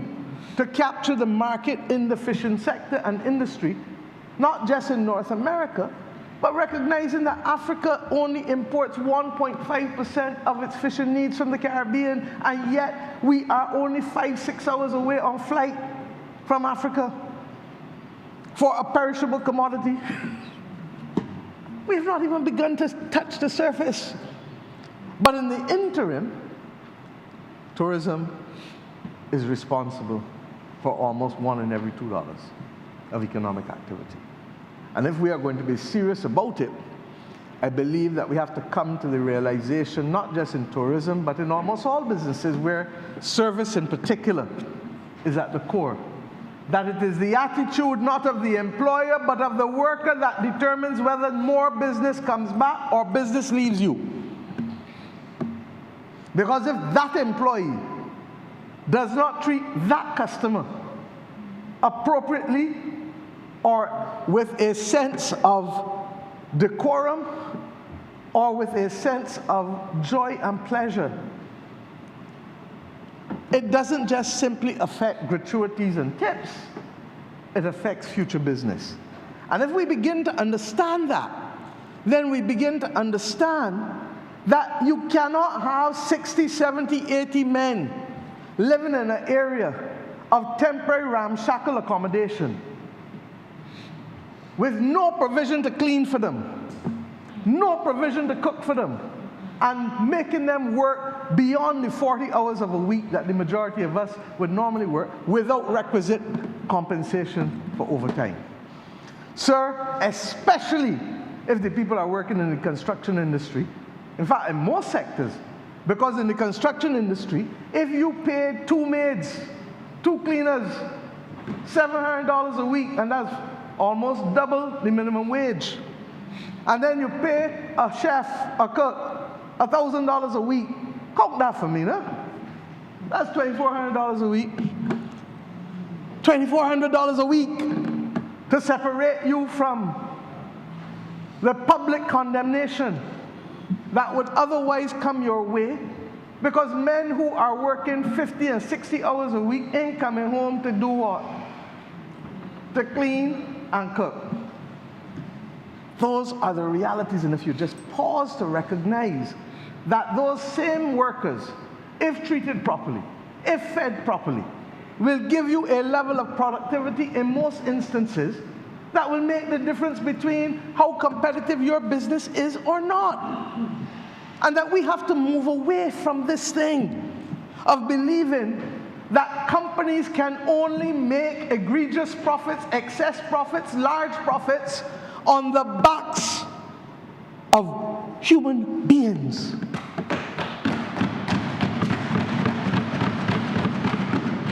Sir, fast money that is not sustainable is not successful business. And if you try to squeeze out every dollar for your pocket as owner,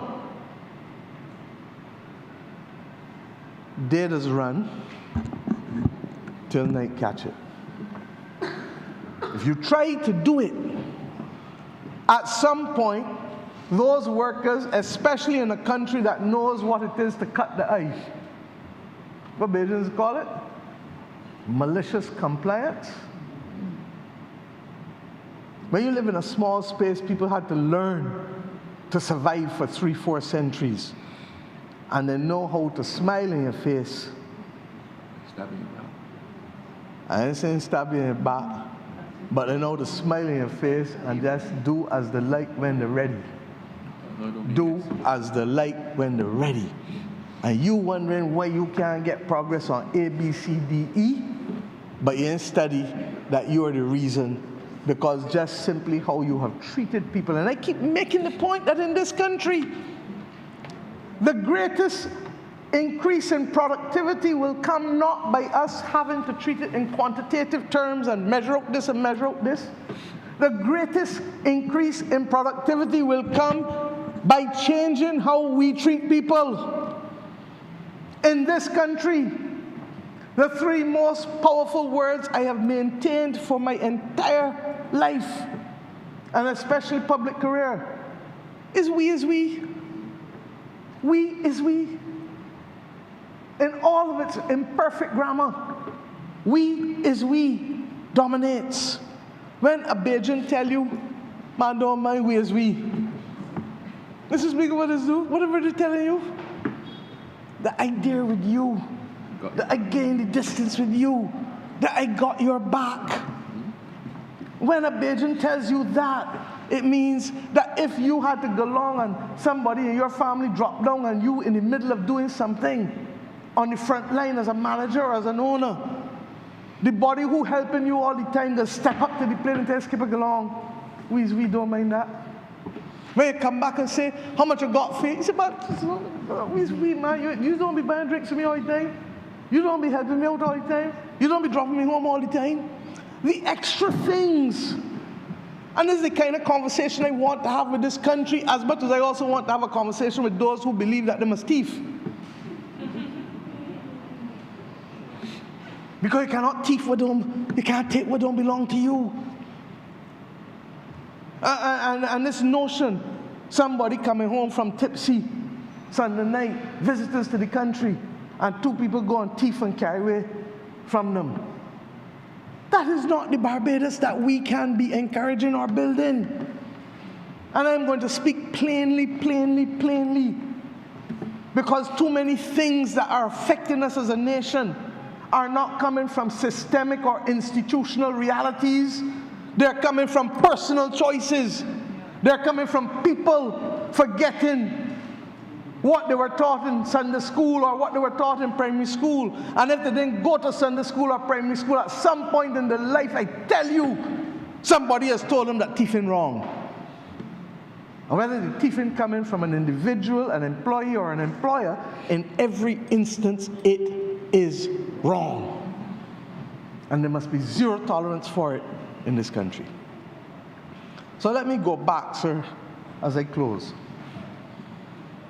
I wanted the opportunity to speak in this debate today. I wanted to speak exactly how I have spoken. I didn't speak for the members of this parliament today. I spoke for and to the workers of this country. I spoke to them, sir, because they must understand that we have their back. Fight injustice, and that is what this bill fundamentally is about today. And 3, create opportunities for people, particularly in the area of intergenerational wealth, because cash is not wealth. Last night, we spent time with the good people of St. Philip in Ideas Forum.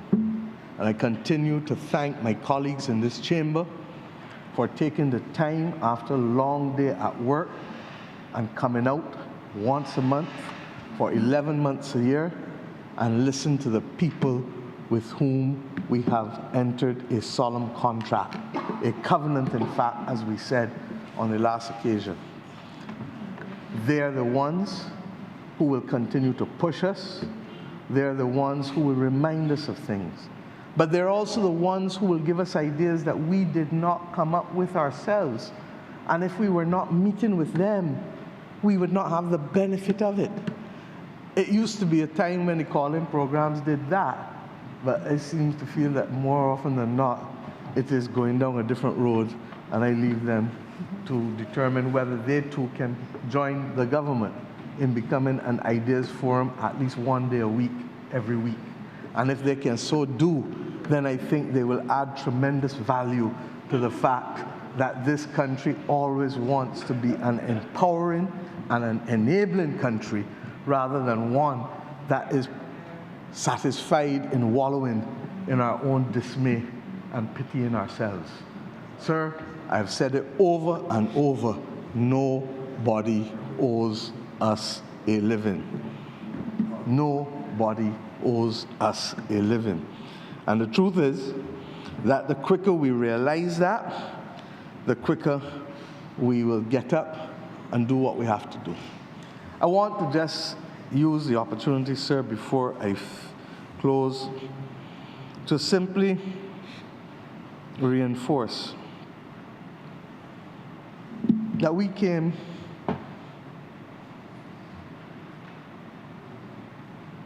from a set of events that we will commemorate by next Sunday, or next Sunday. And I want to remind even the members of Parliament in here that if ever there is a date that members of Parliament ought to turn up and revere, it is July 26. And July 26 laid bare in a revolution, in an uprising in this country, the awful conditions under which our grandparents, great-grandparents, great-great-grandparents were enduring. And out of that, within less than a year, came a couple hundred yards away from the scene of Golden Square, the establishment of the Barbados Progressive League, which became the Barbados Labour Party. At the same time, 3 years later, that political party, the Barbados Labour Party, made it its business to not just want to have political representation of people's rights, but also industrial and labor representation, and hence the establishment of the Barbados Workers' Union in 1941, 85 years ago this year. Sir, I remind us of these things because there are still people, regrettably, who have not yet understood what has made us great as a nation, and what has made us powerful as a people, and what has taken generations of Bajans out of poverty and the worst circumstances. Can we say that everyone has made that journey? No, we cannot. Can we say that the majority have made that journey? Yes, we can. But can we now commit to ensuring that as long as this Barbados Labour Party is in government, that its first obligation will be to keep faith with the purpose for which we were formed in 1938, to take the laboring class and to give them opportunities and treatment that they had not been afforded in 300 years in this country. Have we been able to do that for a century yet? No. And that is why the journey is still so important, because the majority of time as we move in to commemorate next year 400 years of modern settlement in this country, and the year after 400 years of the settlement of this city of Bridgetown, in which we find ourselves, our capital city. And in 2030, 400 years of the settlement of Speightstown. We are in reflective mode for the next few years.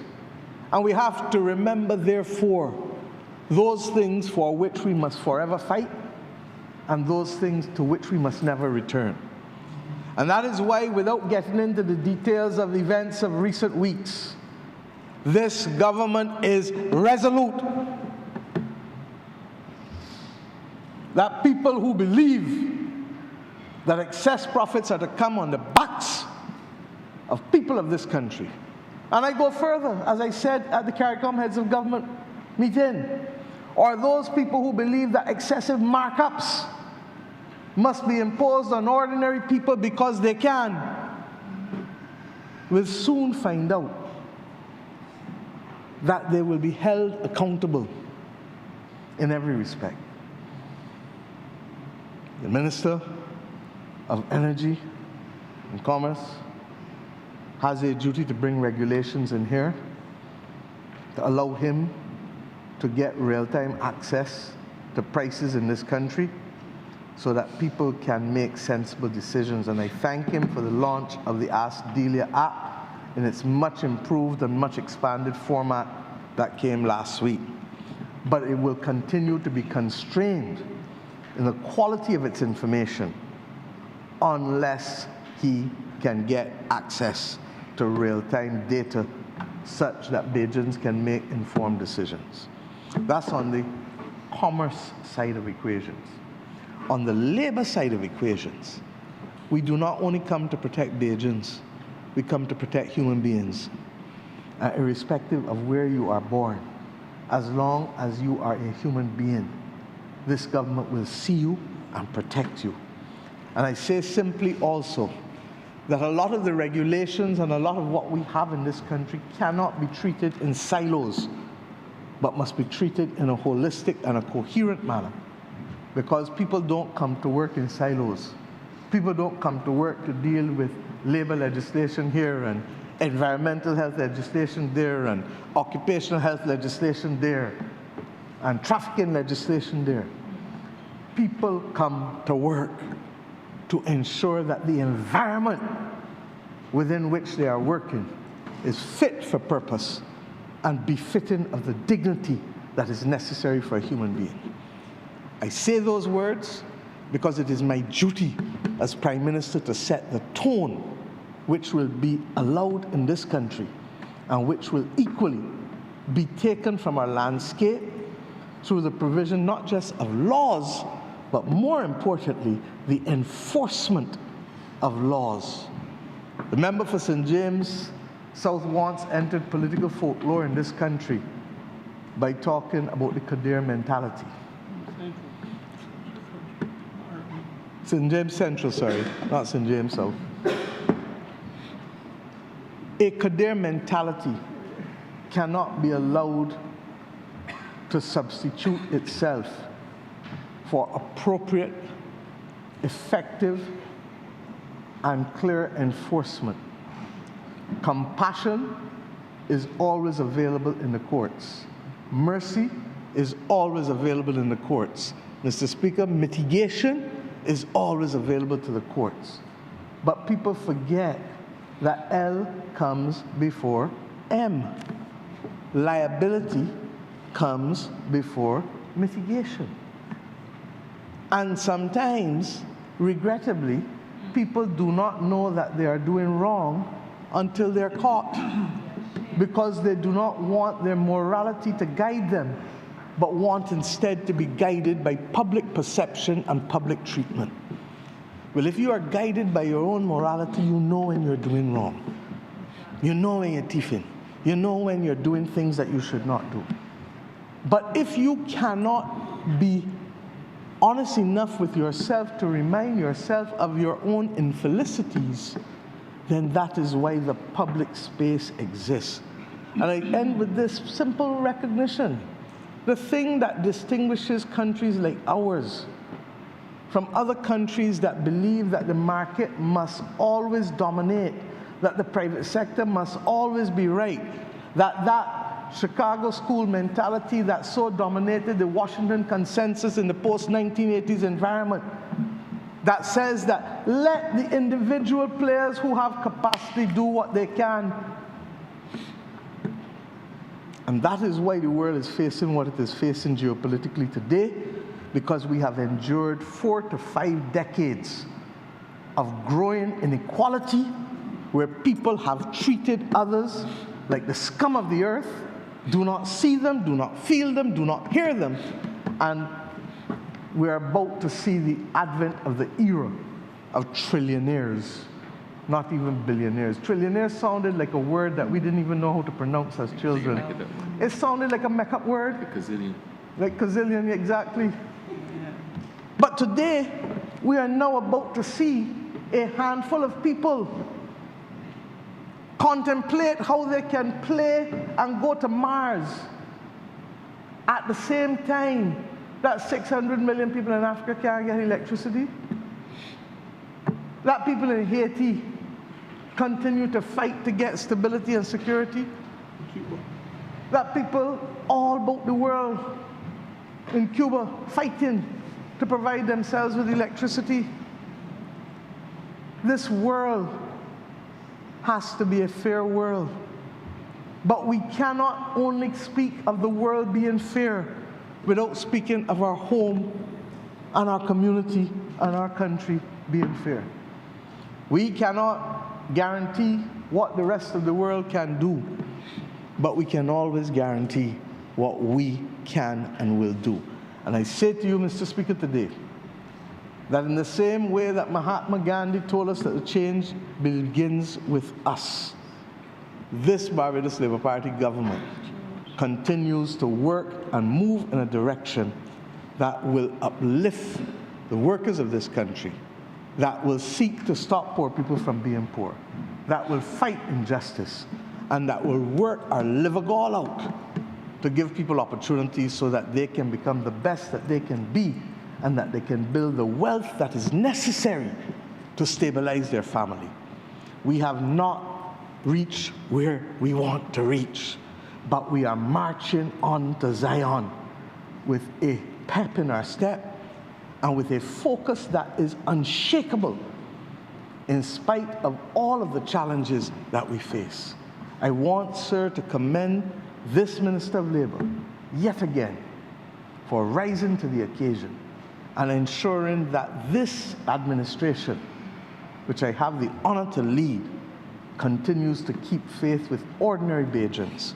And I want to salute also the General Secretary of the Barbados Workers' Union for continuing to be the conscience and the driver of doing better and bigger things for the laboring classes of this country, who for the majority of this country's settlement were denied it, deprived of it, and not know what it is to be proud Bajans. We hope to build a complete generation of proud Bajans, and this is just a small little contribution to making sure that that can happen. Small in the number of pages, small in its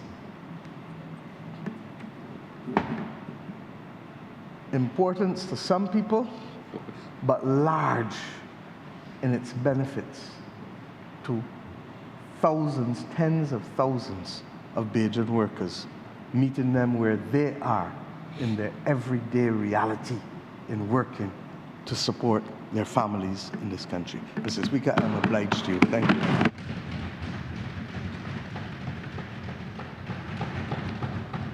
Honourable St. James South.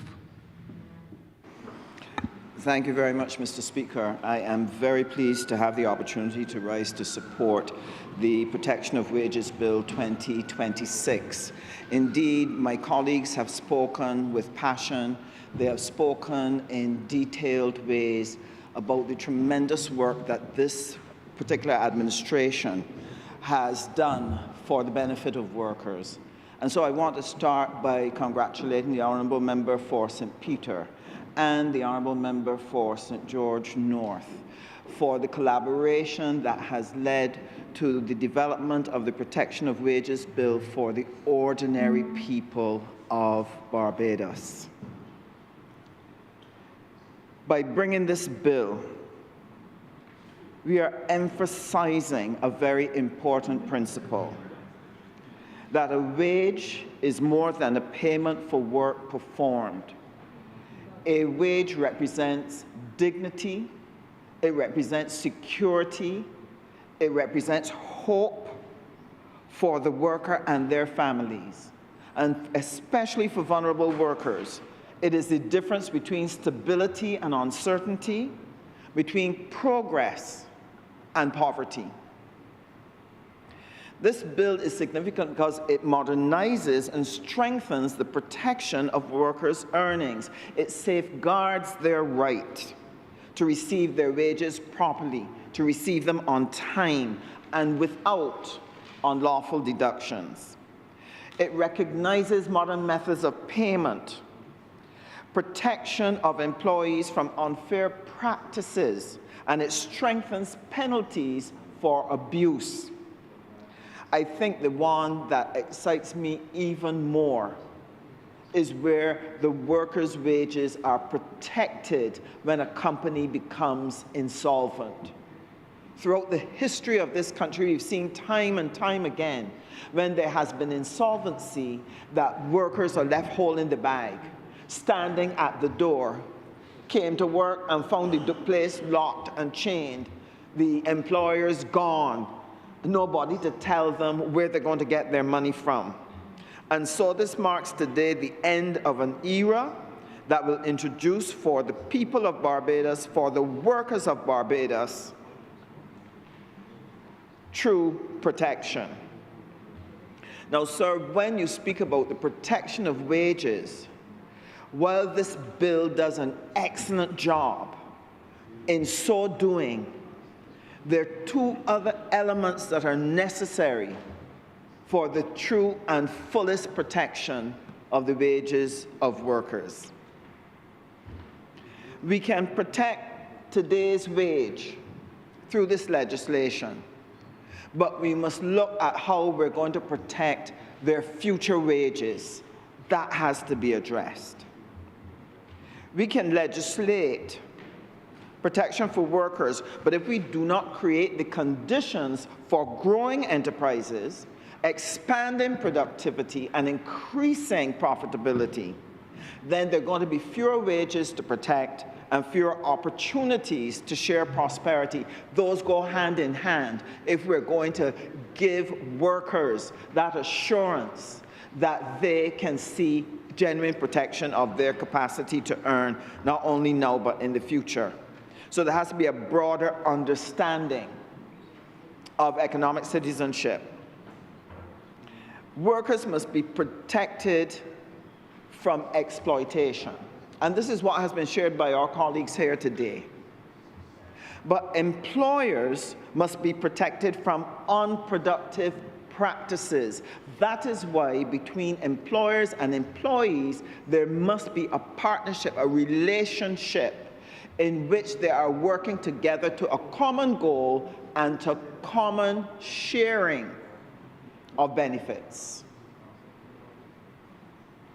Common sharing of benefits.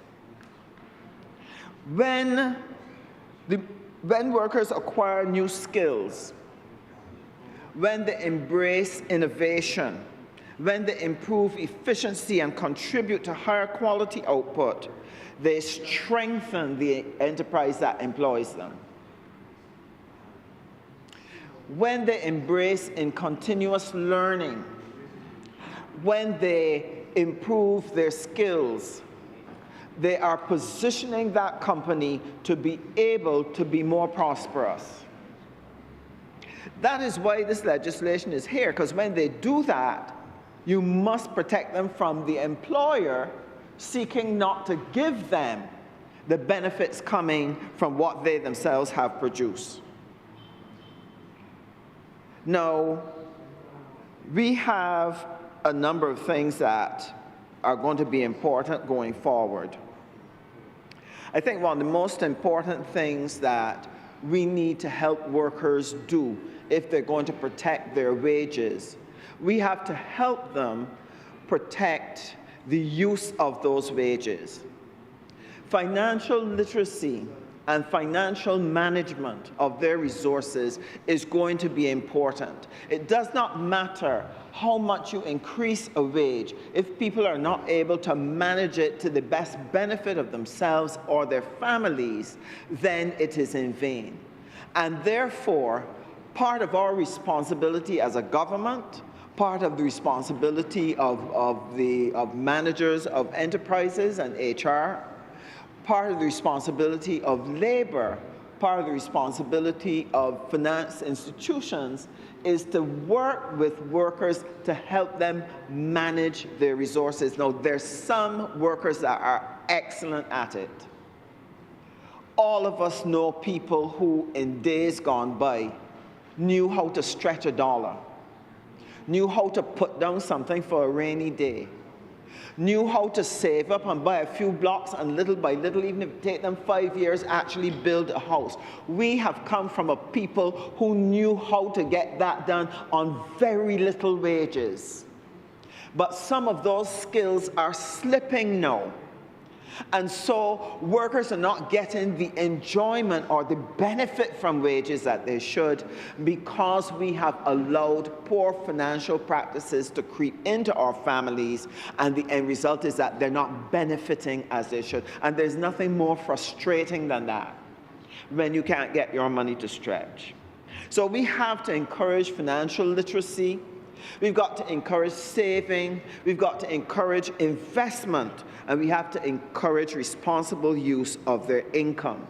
A protected wage that is wisely managed can become a pathway to home ownership, to owning your own business, to improving your education, and to building intergenerational wealth. It must go hand in hand with the acquisition of wages.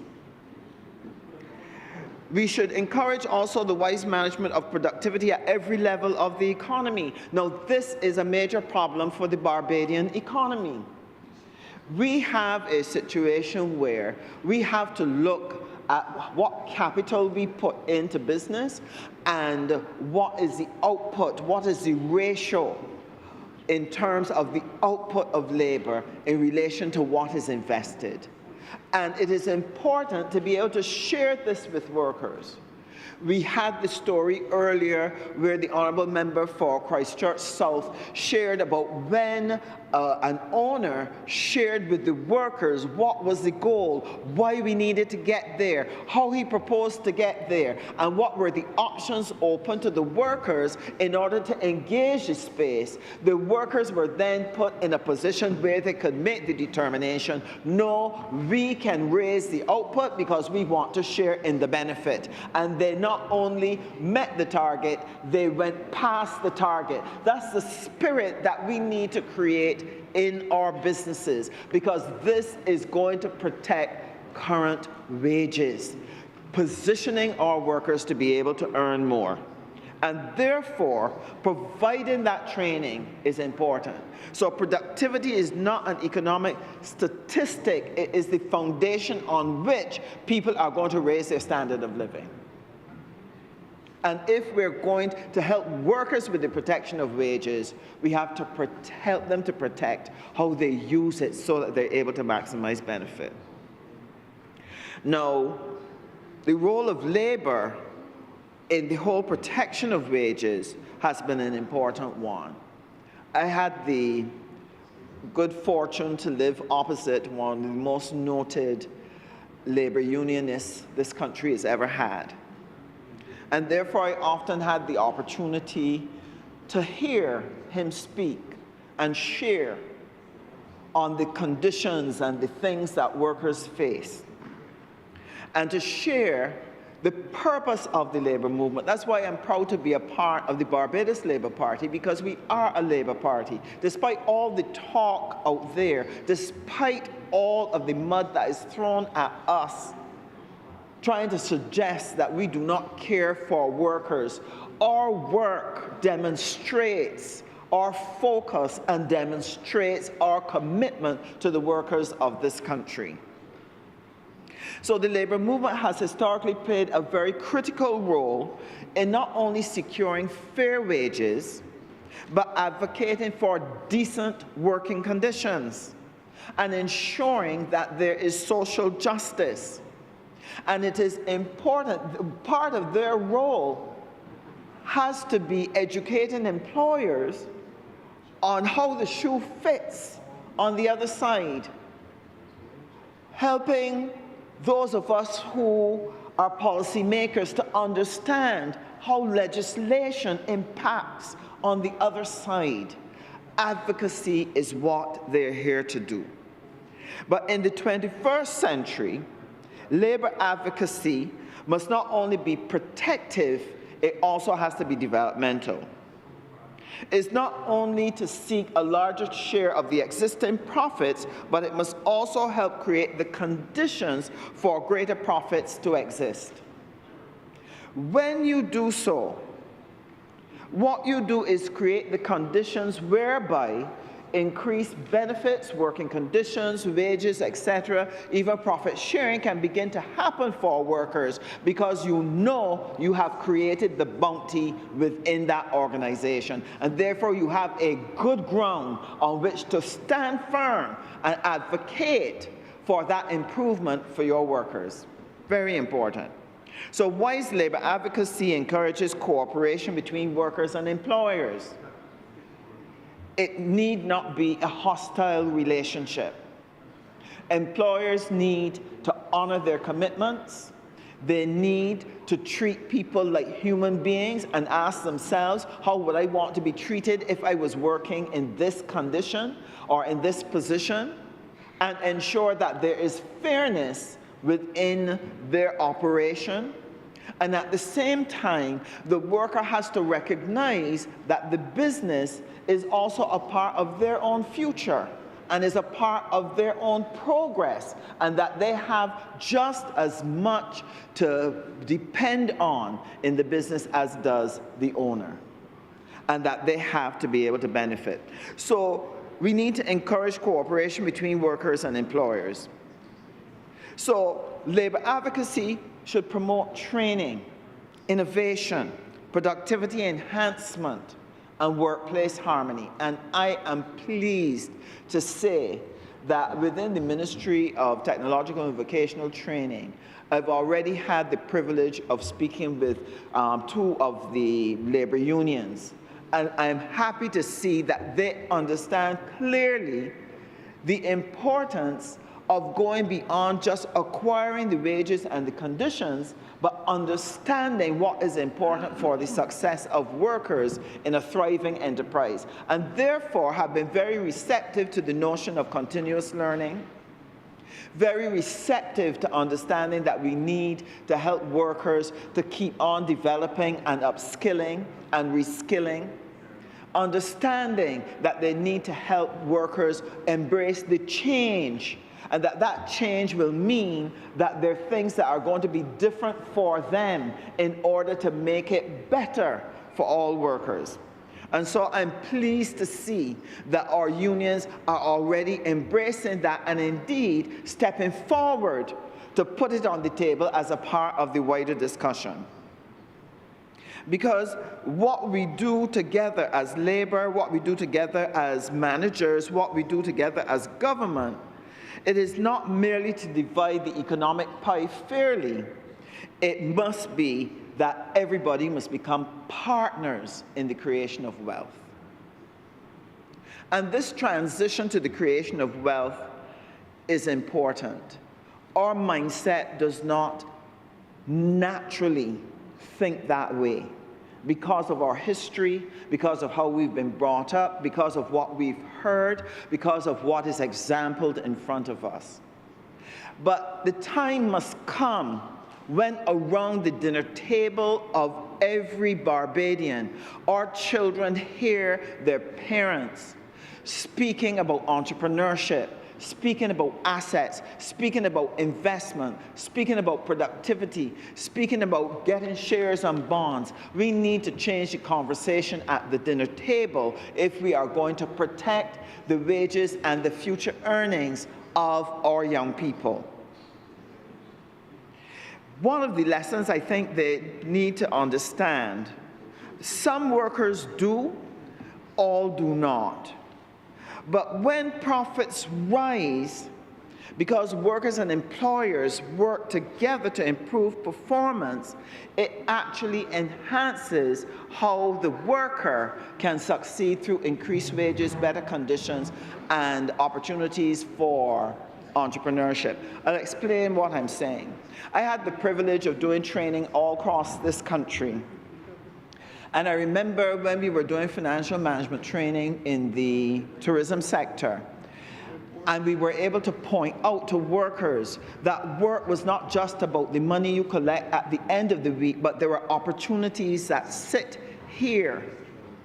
And quite a few of them managed to catch the idea, and they said, you know what I could do differently, I have other skills. I can do things other than the job that I have been hired to do. And many of them started to do negotiations with their workers to be able to sell things, for example, in the shops that were at the hotels, to sell food products to the kitchen, to the food and beverage department, to be able to offer additional services to their guests, because they recognized that they could get into entrepreneurship and therefore improve their income earning. And this is something that we need to ensure we emphasize in training up the next generation of workers. Now,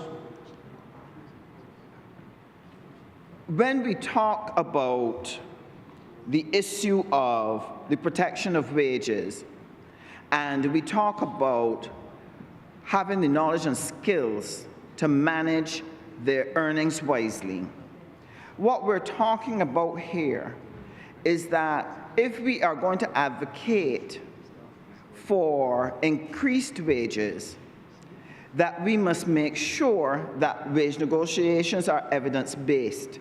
Now, too often, employers like to hide what they're earning.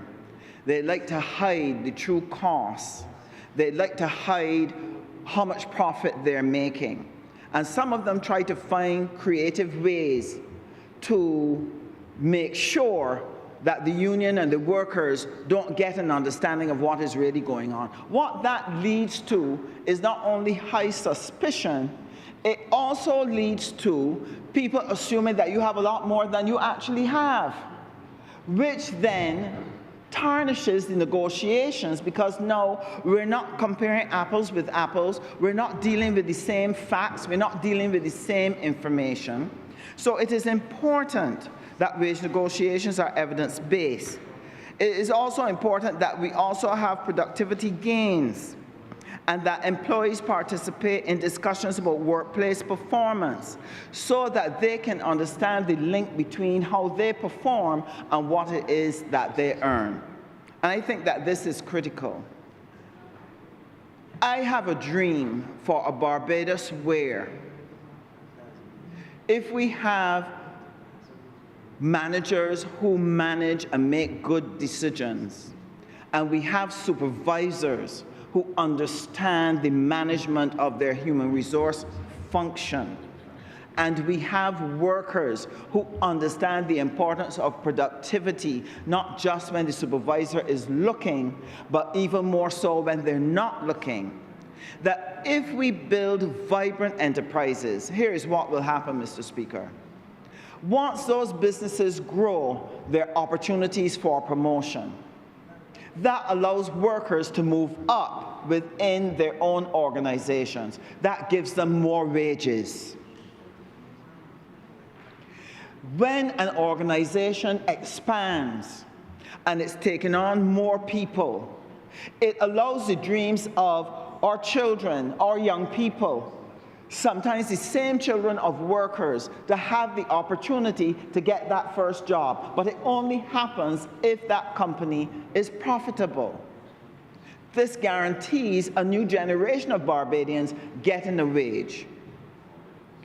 Once you have that level of growth and you get higher demands within the economy, it creates space for the formation of new businesses. And this is where workers who have developed a high level of expertise now recognize, well, I could go out and start my own. I could go and do my own business and start to employ other people. What that does, it creates a vibrant economy that is growing, that is expanding, and providing the conditions by which Barbadians can dream and see the possibility of that dream.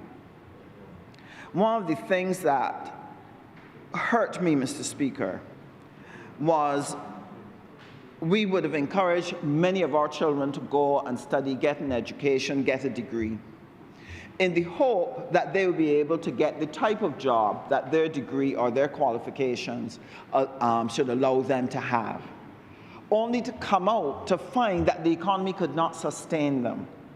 And what this did, it led to disillusionment among our young people. What it also did was it created a glut in the labor force, which then meant that it put and exerted downward pressure on wages. And when you put downward pressure on wages, that creates lack in homes, creates lack at the dinner table. And we have had the unfortunate circumstance where we have seen young people with degrees finding themselves having to work at gas stations, having to work at certain types of jobs that don't necessarily reflect the training that they were trained for. And what it means is that their income now will stay at a lower level, all because we could not bring the vibrancy to the economy. So I want to end by saying, Mr. Speaker, that the three things must go hand in hand. We must have, one, that workers are protected and given good working conditions, that they're given the information and given the hearing so that they can be motivated to work. We secondly need workers who understand that work is not just about, I just want to get a paycheck, but I don't really want to work hard. Many employers struggle with employees who do not come with any intention to work hard. That is just the truth. If we can turn that and have workers who are prepared to give good service, to get to work on time, to minimize absenteeism, to minimize the abuse of sick leave, we will get a higher output. So if we could fix that second thing, that would be excellent. And then if we can grow our enterprises to create greater profitability, we will create the foundation for good future wages for our workers, who will then find themselves in a position where they can honor the dreams of their children and their family because they see how they're going to be able to achieve this.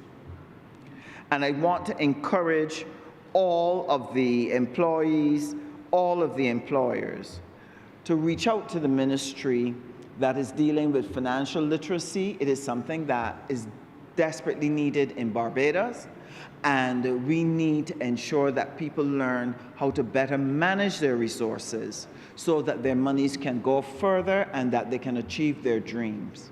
Because there's nothing worse than a bottled up dream, frustrating a person, dominating their minds, sapping their drive, sapping their energy.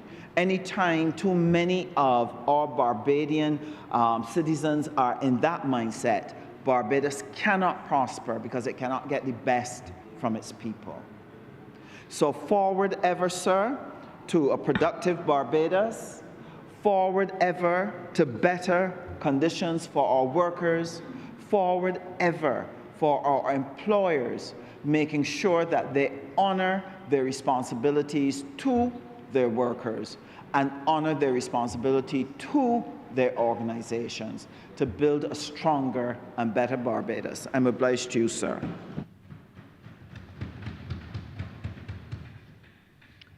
Honourable Sinanju. Thank you, Mr. Speaker, sir. I too want to add my voice in supporting this piece of legislation. Mr. Speaker, when I first saw the bill, it took me back to a time, and I'm glad that the Honourable Prime Minister took us back to that period and reminded us that the struggle for fair wages did not start yesterday. It didn't start 60 years ago. But that struggle started over hundreds of years ago on the plantation when we were brought here, Mr. Speaker. Now, we were brought here not with any good intentions, for our welfare, certainly. And we were forced to work in a situation where we had no protection, Mr. Speaker. We had no wages. We had no contracts. There was no tribunal to complain to, no medical care, nothing. The only obligation we had was to work, but there were no obligations to pay us. Mr. Speaker, we had no land, no house, nothing. And that continued for hundreds of years until 1834, and then we experienced something called emancipation. Now, we have spoken so much in the past here, especially about the lost decade. But very little is spoken about the lost century. And there was a century in this country's history, starting from, say, around 1834, 35, 36, 37, right up to 1937, to the disturbances, to the riots in 1937, where though the literature, the historians are silent, there's not a lot of academic work and literature on that period between, say, 1837 and 1937. But what we do know is that our people were smelling hell during those years. We know that our people were suffering during those years. We know that our people were forced to work for very low wages during those years. We know that children had to work alongside their parents. We know that the conditions were unsafe.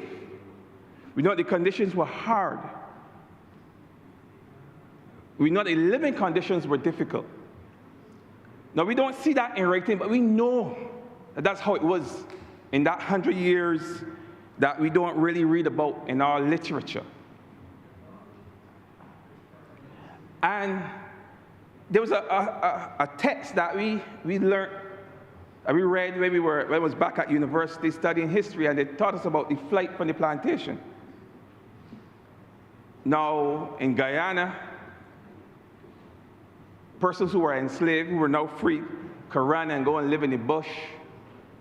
In Jamaica, they could do it. In Suriname, they could do it. In Trinidad, they could do it. But right here in Barbados, they could not do it. There was no bush to go and run and hide. There was no place to go. Persons were forced to remain right there on the plantation and take whatever terms and conditions that were shoveled at them. There was no negotiating power. There was no political power. There was no one that you can turn to that would assist you, that would defend you, that would stand by you, that would work for you. People had to take what they get.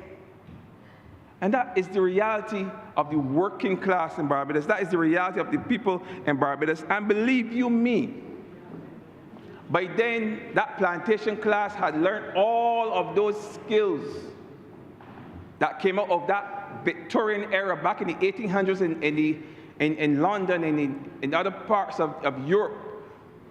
They learned all the skills to exploit workers. So even though we were considered to be free, emancipated, the fact that we were still trapped on the plantation meant that we never experienced that emotion. We never experienced what freedom felt like. And the plantation class took the opportunity to exploit the workers in the same way that workers were being exploited in Europe. You imagine in Europe you had a situation where, and I'm glad that it was addressed in this bill, and I'm going to be honest, I thought that that was addressed a long time ago, where persons were paid in vouchers and paid in coupons and all such like. All of these things used to ensure that people could not earn any money. People were paid in taverns and bars. So as soon as they get the money gone. And those same techniques, those same strategies were transplanted here in Barbados, where some of the plantation owners own a rum shop. And they would pay the workers in the rum shop. So as soon as they get the money gone straight back into rum, and those people could never get home, could never find money to take home to their hungry children and their wives, because the money was spent right there. Paid people in clubs. You pay a man downstairs and there's somebody upstairs waiting for him to come up so you can get that money. So in England, all of that was banned because people understood you had to protect workers, you had to protect them from the employer, and in some cases you had to protect them from themselves. And that gave rise to a number of labor laws that came out in the 1930s or so, when people realized, no, something was wrong. We cannot continue to exploit workers. But our plantation class had learned that very well from their cousins in Europe. And they deployed it very well here in the Caribbean for years, for decades after slavery. And I'm glad that one of the things that was addressed in this particular piece of legislation, and it's the first thing I touched on, is the fact that you can't pay people in certain places. You can't pay people in places of entertainment. I know that term can be extended to mean certain things. Can't, unless they work there. You can't pay them in a gambling den. Because you know if a man has a gambling problem, and you pay him, what is the first thing he's going to do with the money? You gamble it out. I've seen people, as soon as they get paid, go and gamble all their money. And they stand up and they feel in their pocket, and they're squeezing, they're going on through the pockets, hoping that they can find a piece of change. And if they shut their eyes, they cry, water will run out, as the old people would say. You see this, and people understood that. And that's why this legislation speaks to paying persons in certain locations on certain premises. Don't pay people in the clubs. Can't pay people in rum shop, in the bars, any place that sells alcohol. This legislation speaks to that. Mr. Speaker, every generation, including our forefathers, would have fought to ensure that workers' rights were protected. And I think what we are doing here is just a continuation of what other generations would have done before. In the 1950s, would have seen the introduction of legislation to protect the wages, protect the workers. Trade unions would have played their role. Persons would have had discussions, persons would have protested, and now we are here as a parliament, and our role now is to continue that work to ensure that not only do we continue to build on the work that was done by our founding fathers, but also ensure that what we do protects future workers going forward, including the modernization of the economy here. And you cannot have a modern economy without modern ways of paying persons. And that's why I'm happy to see that this bill has also looked at the ways that persons are to be paid. There are some unscrupulous employers out there, Mr. Speaker, who will let a man work for a whole week. And these things that happen, you got in the country, in the villages, people working for you for a whole week, working as domestics, all these kind of jobs, expecting the money when the Friday come. And then on that Friday, you are going to tell them, well, you know, right now I'm not holding right now, so you may have to hold on until I get something. Those things are wrong. Those things are unfair. Those things are immoral, but people do them every day in Barbados. Not the vast majority. I'm certain that there are very few people who do it. But having said that, there's still too many people who do it. And the persons that they do it to, in many cases, don't even know where to turn to. in the event that it happens. So they have little or no recourse. They just barely wait until the Monday or the Tuesday or the Wednesday or whenever the employer feels like paying them, and they get their money. But we're saying that that is illegal. It's not only wrong, immoral, but it's also illegal. And persons who do that, employers who do that to poor people in this country will face the consequences. And I'm glad that that's being addressed in this particular bill. Let me just read the offense here. Some of the offenses. The fact that if you deduct money from a person's wage, the people that you can go to someone and tell them, well, he owed me money. And without any permission being granted, you go and short pay the person, as we call it, short pay the person to pay somebody else. You can't do that. Just so. We have a situation where you have been paying in cash all along. Then all of a sudden, you decide that you're going to pay in check. Now that's all well and good. But you have to give the worker at least 2 weeks' notice so that they can adjust themselves.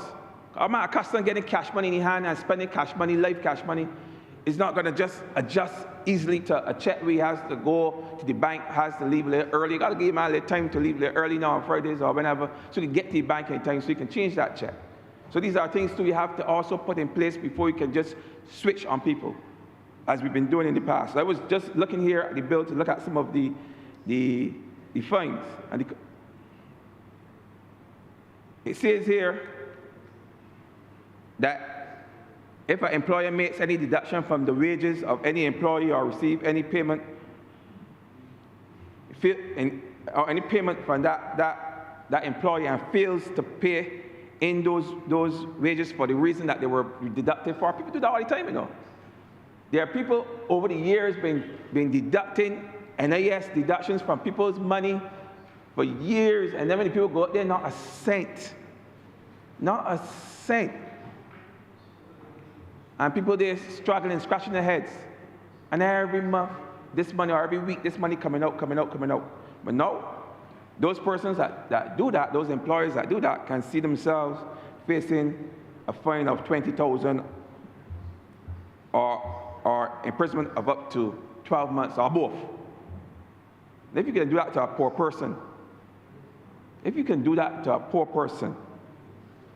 I believe that 12 months or $20,000 is probably the least that they can do to you. The other aspects of this bill too that I think I like the fact that they've taken a more modern approach to, as I said, to paying persons can now be paid in cash, paid in check. Of course, people were paid in check, but money could be deposited to people's accounts. All of the modern trappings that you find in any modern society now, we don't have the access to pay persons in that way. What you can't do is pay them in change, and fine change. And that's something that you only do spitefully. But at the same time, whether it's spitefully or not, it is now prohibited, and it cannot be done paying people $200 and $300 in fine change just to prove a point. So this bill understands that there are certain groups within our community, within societies that need to be protected. There are certain people that have been exploited forever amongst the working class, and we have to do our bit to ensure that there's a level of fairness and a level of dignity extended towards these particular workers. This must be justice. People cannot continue to unfair workers in this country. It cannot happen. And I think this bill is a step in the right direction to ensuring that this government does what it can to ensure that employers do right by workers in this country. And Mr. Speaker, as I close, I want to start as I had begun by saying that this struggle did not just start. This is a struggle that continued from the days when we came here fighting and kicking on slave ships and were forced to work for nothing in our hands, had to take what the plantation class gave us until we got to the point where we couldn't take it no more. And we fought back, and we've been fighting ever since, and we will continue to fight. And this bill gives us the strength to continue to fight on behalf of the poor people in this country. And with those few words, Mr. Speaker, I want to fully associate myself with this piece of legislation and give the minister and his team and the member for St. George North for the work that she's been doing to ensure that workers in this country, rights are protected. My full support. Mr. Speaker, I'm obliged. Honourable Member for St. Michael West Central. Mr. Speaker, first of all, let me make it very clear at the outset that I support the bill, the Protection of Wages Bill, before this Honourable Chamber. Mr. Speaker, I know that the Honourable Member for St. Peter is a man who, albeit trained in finance, enjoys the area of human resources, and therefore it should be no surprise to anyone the fact that he brings such overarching pieces of legislation to this Honourable Chamber. Mr. Speaker, I have had the benefit as well working in the private sector. I'm in government now, but in private sector I also had the opportunity to dabble in human resources and also in industrial relations. And for the full disclosure of this House, but I'm sure it is already well known, that I serve as the president of the Barbados Employers Confederation from 2008 until 2016. And I start there, Mr. Speaker, because it is important for Barbados to know that the Barbados Workers Union is a union, and the Barbados of Workers and the Barbados Employers Confederation is also a union of employers. So we have both unions at work. But I must tell you that the Barbados Workers Union and the Barbados Employers Confederation over the years have worked to build what we now refer to as our very voluntaristic system of industrial relations in Barbados. It is well known that both organizations must be credited for the steps that they have taken, not only to deal with matters of conciliation, but also to maintain that wonderful model that we have here in Barbados as it relates to resolving industrial disputes and also their work in building collective bargaining to the levels of which we have built. Mr. Speaker, there is absolutely no denying that good industrial relations must remain a moral pillar which builds on conditions of service and also respect. Mr. Speaker, I believe the Honourable Member for St. Peter and others would have made it clear in here today that not all employers are bad employers, but you also have some who perhaps don't have the benefit of good advice, often doing things that sometimes go contrary to the law or contrary to established norms in industrial relations practices. Mr. Speaker, I have worked, like I said, in the private sector. Having worked in the private sector, I would have seen both sides. I would have seen where obviously workers would have benefited from a number of programs, through employee assistance programs as well. And I would have also seen, for example, the average length of stay that workers would have enjoyed with companies in the private sector. But I am also aware that there is oftentimes a lot of miscommunication, misunderstandings that oftentimes, if not resolved through dispute resolution, could create no end of problems and create industrial dislocation. Mr. Speaker, that is why I continue to make the point that yes, the country needs private sector investment and to grow the economy, and at the same time, workers also demand fairness and respect. In that respect, I know this year the Barbados Employers Confederation will be celebrating, they will be celebrating the 70th anniversary of their existence. And I make the point that the BC has always had, in my view, strong leadership, going back to the days when you had executive directors that dealt with the likes of the right excellent leader of the Barbados Workers Union, not only Sir Hugh Springer and Sir Frank Walcott and Sir Roy Trotman and others, but they've also had, in my view, a lot of competent staff who are there to advise and guide employers with respect to current employment practices. And oftentimes when we have these situations arising in the country is oftentimes because, one, they have not perhaps engaged the Employers Confederation as a union that can help guide them and advise them, who are competent and credible in that area. And therefore, I believe it's necessary going forward that a lot of persons, and so a lot of employers who are not members, for example, of the Employers Confederation should do so, because you get the proper guidance and you have precedents that they'll be able to guide you on, and you also have a set of collective bargaining norms that you have to adhere to. Mr. Speaker, the amendment to the bill is timely and very important. When you look, for example, at what is happening globally, terms and conditions of employment are not fixed. From time to time, you have to move. There are conditions of service that have to be modified through collective discussions. They may be modified because of what is happening in the global arena. They may be modified because of local changes to our legislation. And therefore, it's necessary that us as legislators, that we, from the time, make meaningful changes to bills. And that is what we're doing on this occasion.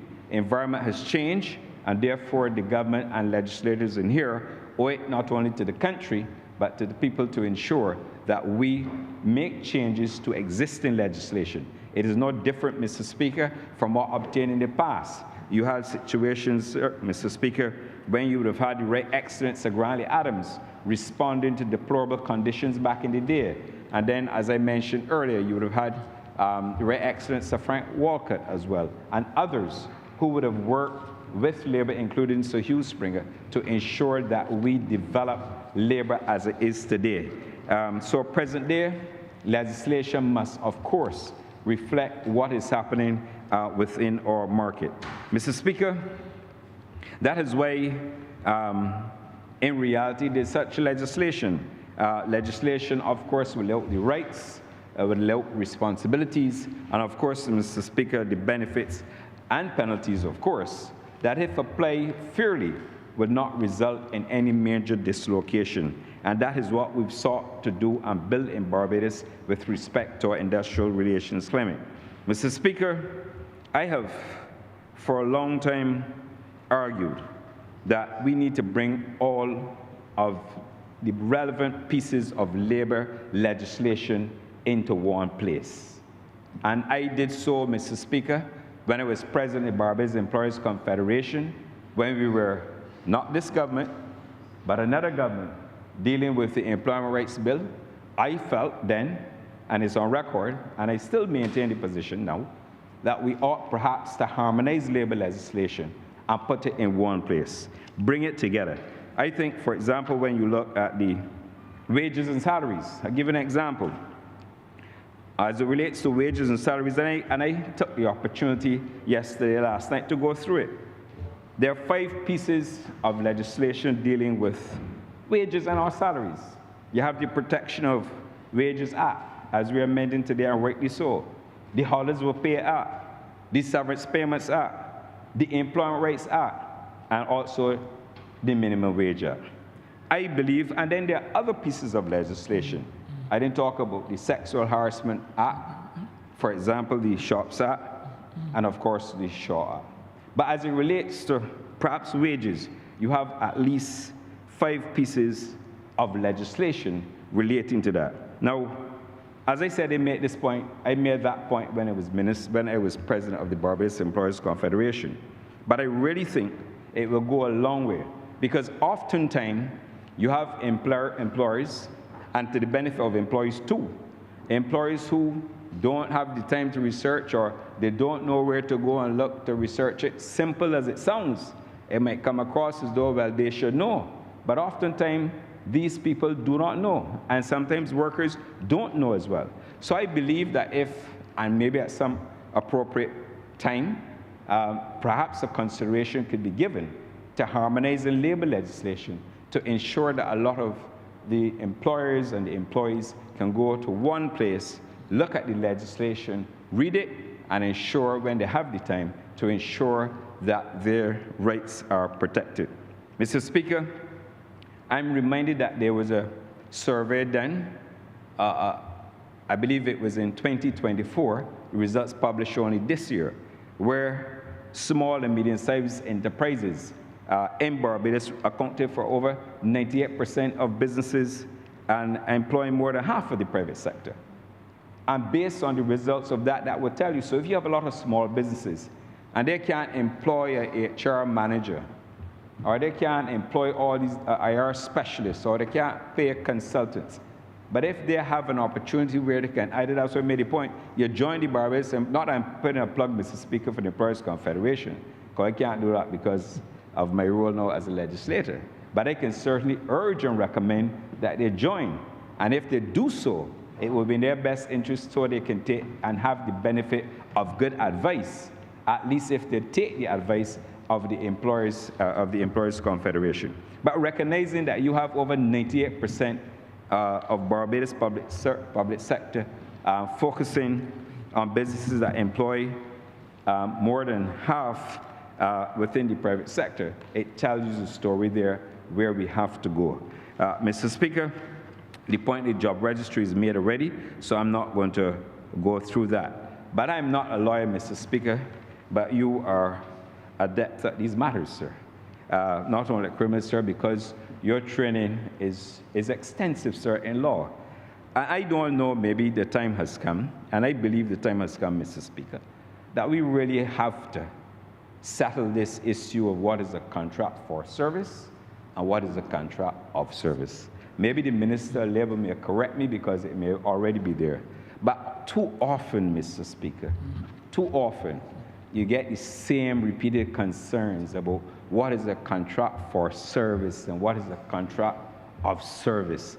And I really think that employees in this country now must be settled on this matter. I really and truly believe so. Mr. Speaker, I can take you to case law. But if I take you to case law, they might say I'm the fly-by-night lawyer, No, Mr. no, Speaker. Honourable Member, I hope that if you take me to case law, that you take me to the not only the relevant one, but the most updated one. Oh, yes, Mr. Speaker. Mr. Speaker, but I don't know if it's that updated, but last night in my research for my presentation of the bill, I went to that famous case of we call it the Sagicor case, Mr. Speaker. Yeah. The one dealing with the agent, That is correct. independent contractor. That is correct. And I believe it was lodged in the court, and it was suits number 1050, 1051, 1052, and 1053 of 2006. And Mr. Speaker, perhaps some people may want to understand his song as though you know what you're talking about. But there's a gentleman, I didn't ask you for permission to call his name, but I don't think you would ask me to, or ask the marshals to escort me from the chamber, because I would say that Leroy Innes was perhaps one person who taught me a lot, and he schooled me in matters of law. I remember that was one of Justice Innes' specialty was employment law. That was That's one of correct, his sir. specialty. Right. And I recall in that case, the case of 2006, the then Chief Justice Simmons, was asked to opine on the case and give a ruling. Mr. Speaker, and he ruled that these were employees who were employed under a contract of service. Because, according to him, and I made sure I don't want to mislead the chamber, because of the control test, Right. the integration test, Mr. Speaker, and of course, some people may argue of late the economic reality test. So, Mr. Speaker, there is a body of law, and well, member for St. James Central is schooling me as well. He says jurisprudence, sir. But I am not school in the law, so I would take your advice and his as well. But I really think, if at all possible, and the minister and his ministry can put this to rest, or he can correct me if I'm wrong and say, look, this matter, honourable member, has already been dealt with, but there are too often, too many situations involving persons who really and truly ought to be so recognized. Mr. Speaker, I'm not going to detain the chamber unduly, except to say, and I heard other members speaking about productivity. It is a serious issue in Barbados. We have to reach the stage now in this country where we must face this issue, Mr. Speaker. We must look to see how best we can also fix it, because if we can resolve the issue of enhancing productivity, I think it will take the country and we will go further. Mr. Speaker, I also believe, as a prerequisite to maybe addressing some of the matters associated with sick leave and so on. Some people argue excessive sick leave. But there's, and we have within collective agreements in Barbados, where oftentimes workers are given personal days off.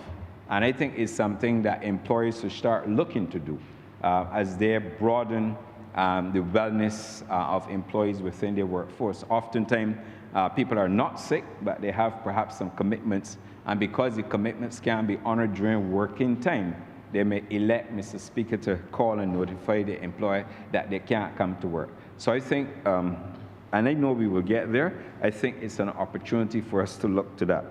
Mr. Speaker, I also welcome the initiative announced by the Prime Minister in respect of the Competitiveness Commission. I think it is relevant. It would help us not only with productivity, but with other matters. But I also think, and I believe it's co-chaired by the Honourable Member for St. George North and one other private person from the private sector. I look forward to the work of that commission, because it's necessary at this point in time, because we have to ensure, as we continue to grow Barbados and to grow the economy, that we have fairness in the system for both workers, of course, and employers. Mr. Speaker, I'm also aware that mental health is also a major issue in the workplace. These are issues that are critical to the success of the working environment and certainly this country. It is an issue that we have to contend with.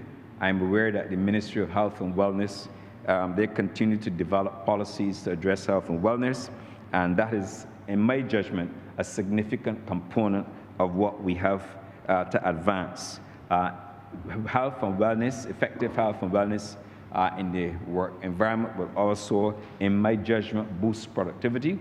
So on the one hand, you're not saying that you can say that we have a productivity challenge, but not address it. I'm also suggesting that we strengthen the workforce with these strategies and with these relevant wellness programs in order to ensure that we continue. Mr. Speaker, I also believe, and I know that the Ministry of Labour, they have done a lot of work in this respect in terms of education. I am aware, for example, you see a lot of programs reminding employees and employers of their duties, and I commend the ministry for that as well. I also will commend the minister, the Honourable Member for St. Peter, for the publication of decisions of the Employment Rights Tribunal. I've had an opportunity to read the first volume. I thought the Honourable Member for St. Lucie would have recited a case that came out in law in the ERT regarding a mortician in his constituency, but he didn't do so. He didn't take that particular matter and discuss it here. The Honourable Member is laughing because he wants me to remind him of the case of Shaquilla Johnson versus Ian Griffith Mortuary Services. And for his enjoyment tonight, if he has a copy of the decisions of the Employment Rights Tribunal, I would refer him to the ERT case of 2018/36. You say I pull that from my memory and not from notes, sir. I'm not going into the details of that, but I leave it for the Honourable Member for St. Lucie. When he is in the political hustings, to remind the people of St. Lucie about that particular employment rights decision.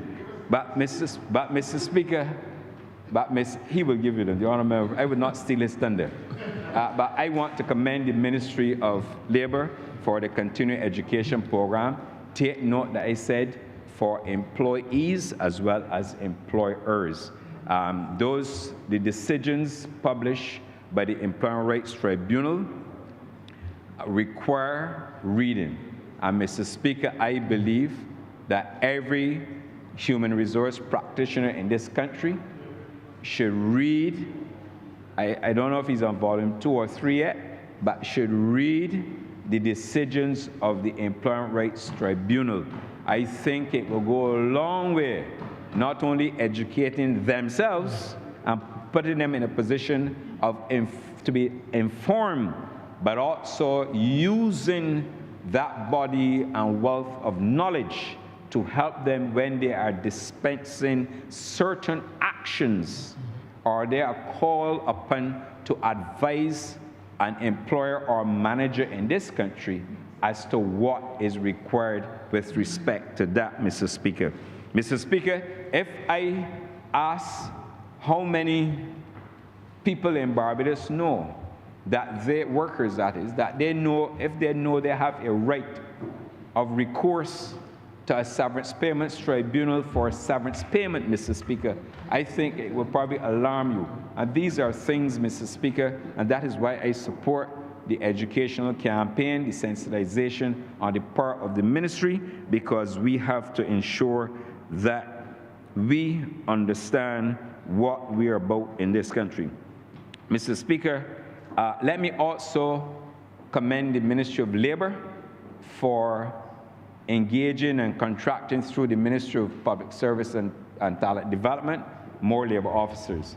I heard the minister made the point that they have, I believe it was here, maybe in the budget debate, and I speak under correction, where he commended the newly hired, and also I believe in his introductory speech to here, when he commended the work of the labor officers. But the fact that they have employed even more labor officers to ensure that we can dispense the required education, the required advice, and obviously the conciliatory efforts. Mr. Speaker, I know oftentimes, and like I said, full disclosure, I came from the private sector. And sometimes when you look at laws and you don't read them properly, you may not be informed of a particular decision. I know that there are some people out there who have suggested that clauses 7, I believe 8 and 10, as it relates to advances, they're a little concerned about that. But Mr. Speaker, I want the employers of Barbados who continue to do good and right for employees in this country to continue to do so. And like I said, they're not all bad employers out there. We have a lot of very, very good employers in this country, represented not only by the commitment to their employment, the employee assistance programs.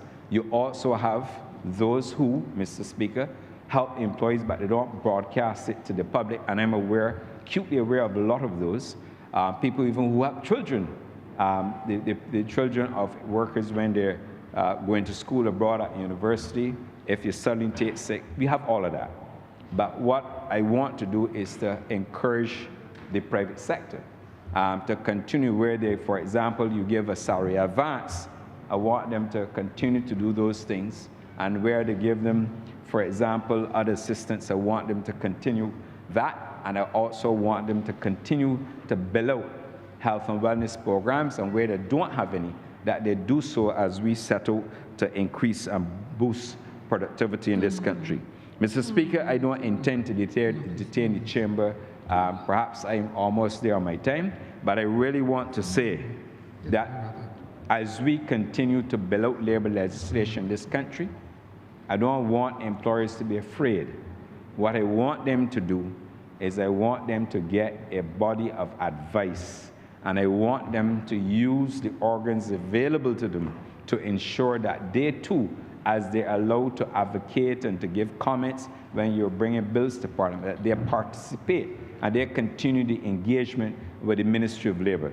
And Mr. Speaker, I believe that the series of and the pieces of legislation that we are bringing to this honorable chamber, led by the honorable member for St. Peter, will continue to inspire us to be good employers, to be good employees, and to ensure that this country that we have to look after, that this country maintains its place within the world as a place that we continue not only to look at the levels of the International Labour Organization, but that we continue to set the example in Barbados for all future workers to follow and for them to lead and do the right thing. And with those remarks, Mr. Speaker, I'm obliged.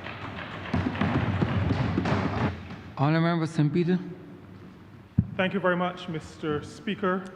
And I begin by thanking all the honourable members who shared, who spoke, who contributed over these 2 weeks of fulsome debate on the matter of protection of wages, as in the subject and the substance of the bill before the chamber, but who also spoke more broadly to matters impacting workers, matters related to the dignity of work, the essential humanity of workers, and the need to have that human-centered approach to decent work and decency more broadly. Now, I'm going to, in my brief wrap-up, just speak to a couple of things, but the honourable member for St. Michael West Central mentioned about some businesses being a little bit uncomfortable. I spoke to that, I believe, in my initial speech when I introduced the bill, and I wish to remind employers and say two things. One is that decent employers don't have anything to worry about. Decent people don't have anything to worry about. So let me speak to those who are not so decent. The reason why a legislature has to meet and debate and pass pieces of legislation like this is because we have to protect against the bad people. So, from my faith perspective, the only reason why a commandment would need to say thou shalt not steal is because they have crooks. If nobody stole, there's no need for a command to say thou shalt not steal. You need law when there is evil. And that's the bottom line. Sir Harold Bernard St. John, I indicated previously, was the one who said to us, said to the honourable member for St. Michael Northeast, and through her really to us, that we have to make sure that as the pharaohs arise who did not know Joseph, the Bible speaks to that, there arose a pharaoh who knew not Joseph. When those pharaohs arise, we have to make sure there are guardrails so they don't go over the edge. Somebody mentioned earlier, we got to protect people sometimes from themselves. So those who are decent can continue to live life quite easily. Those who are not, we will, as the Honourable Prime Minister indicated earlier, we will make sure that we have an intense campaign to educate, to sensitize workers and employers, and even those who are outside of an employment relationship. There is one matter that caused some of the decent employers a bit of concern. The Honourable Member for St. Michael West Central spoke to it to some degree just now. And this relates to businesses that are in the business, organizations that are in the business of extending credit facilities through hire purchase, through loans. And we know that those decent organizations will extend credit at preferential rates to their employees. Now, the legislation, the bill, as it is currently drafted, we believe satisfies that. In other words, loan advances, cash advances, those things that we speak to with respect to the 1/3 limit, and also with respect to not being able to charge interest. We believe that the bill is quite clear that, as it is phrased, would not extend to a loan or a mortgage that a commercial bank or credit union, and I need to start using those terms in a different order, credit union or commercial bank, that it would not extend to a facility that is in the ordinary course of business, as opposed to a cash advance on a future receipt of salary. Nevertheless, we believe that for the avoidance of doubt, and primarily to make sure that workers do not lose benefits that they currently enjoy, or that organizations that extend credit do not feel scared about continuing to give loans or other credit facilities to their employees at preferential rates, that we will make an amendment to that particular provision that's going to be in Clause 7 when we get to the committee stage. I just therefore want to assure the employers who are concerned that we will make it clearer in the bill as we introduce the amendment in the committee stage. The Honourable Member for St. Michael West Central also spoke to laws, and I just briefly want to say, to support what he has said, leaders of organizations that employ people and their HR or people development officers and managers need to become familiar with the law and with cases. I, like he, spent all my life in the private sector. The challenge with people who are supposed to be leading in industrial relations is that too many of them, not all, maybe not the majority, but too many of them are not familiar properly with the law, and more importantly, as far as I'm concerned, and when I practice, more importantly, cases, because the cases speak to certain precedent. So that we spoke about the Sagicor case, there's the Caribbean Label Crafts case, there's the June Clark case. There are a number of cases that there's the St. James Beach Hotels one. Both the Honourable Member for St. Michael West Central and I were at the organization. The Honourable Member for St. Thomas knows it very well. The intimately familiar. The ruling kind of shocked me, but you have to be familiar. That allows you to practice good industrial relations and not make stupid errors. Now, the Barbados Workers Union, in the Honourable Member for St. George North's contribution, spoke to the matter of a time limit for the recovery of overpayment. We have considered this, and I've made it very clear in this Honourable Chamber before, and I've made it clear outside of this Honourable Chamber. I have no difficulty in amending to improve. And so while there are those who may say it should have been done before it got here, if, Mr. Speaker, somebody tells me something right now that would make a material difference, I would make the amendment right now.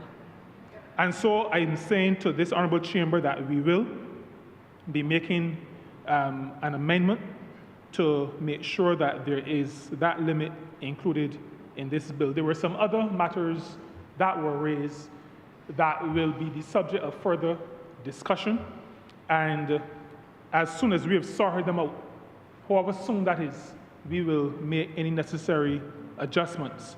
Now, the Honourable Member for St. George North also spoke to the matter of minimum wage. and Section 8 of the Minimum Wage Act, she particularly indicated some difficulty in getting a straight answer from the Ministry of Labor. So I just want to say that Section 8(2) in the Minimum Wage Act is very clear. And I'm saying this in the presence of some of my very hardworking officers who are here in the chamber today. Where an employer pays an employee A, an incentive-based payment or commission, B, a monetary allowance, C, a payment for overtime, or D, any other additional sums, the payment of these sums, A, B, C, D, shall not be discontinued, comma, but shall, comma, where the terms and conditions of the employee's contract and the duties performed so require, continue to be paid in addition to the sum prescribed in the minimum wage order. That is clear for me. If it has not been clear for the Labor Department, it is now pellucid. The law is unambiguous in this matter. So this is probably not for the benefit of the Honourable Member for St. George North, but for the benefit of the public and also anyone in the ministry who may not be fully clear. The matter of education is being spoken to by a number of honourable members, including the Honourable Member for St. Michael Northeast, the Honourable Prime Minister, West Central, and a number of other members. That is something that we will be working on assiduously. I'm happy that the Honourable Member for St. Michael West Central spoke to the publication of the decisions of the tribunal. Now, we've published up to a point. We now have to look for some funding to publish additional cases, so that I want to give the assurance that the publishing of cases will be an ongoing matter, an ongoing process. Once we've come to the point where we have sufficient to put into a volume, then we will do that. We will also need to, given that we're in 2026, not bind ourselves to printed volumes. And so the matter of making them available electronically in a space where they're easy to access is something that the Deputy Chief Labour Officer will make a note of and make sure that we get to that point. There was also a mention of sports persons not being able to register as self-employed persons. Now, my investigations suggest that that should not or is not the case. However, I do know that from time to time, and what I say, as tough as I might be on others, I'm also tough internally. So I will not go out on a limb to say that a sports person has never been turned down, because sometimes ministers are told what people feel ministers want to hear or should hear. I'm also aware that from time to time there are some small p popes who arise. And so I'm just saying, if there's any challenge by a sports person trying to register as a self-employed person at the National Insurance and Social Security Service, that person should speak, if they're getting trouble down the line, speak to the CEO, or you can speak to me at the ministry's office. Sports persons, there are some who are registered. I saw a list, and I see some who I know as sports persons to be, who I know to be sports persons, who I see as registered. The Honourable Member for Christchurch South spoke to Convention 193.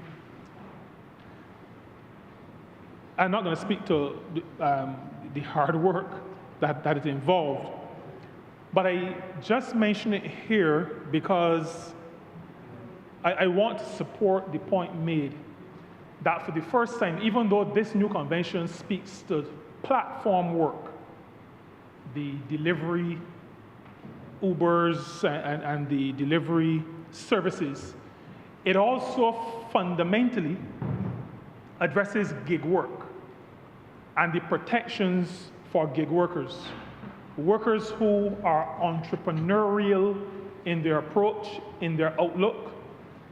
It says to the world through this new convention that protection is not limited to employees. My officers will tell you that I say that to them quite often.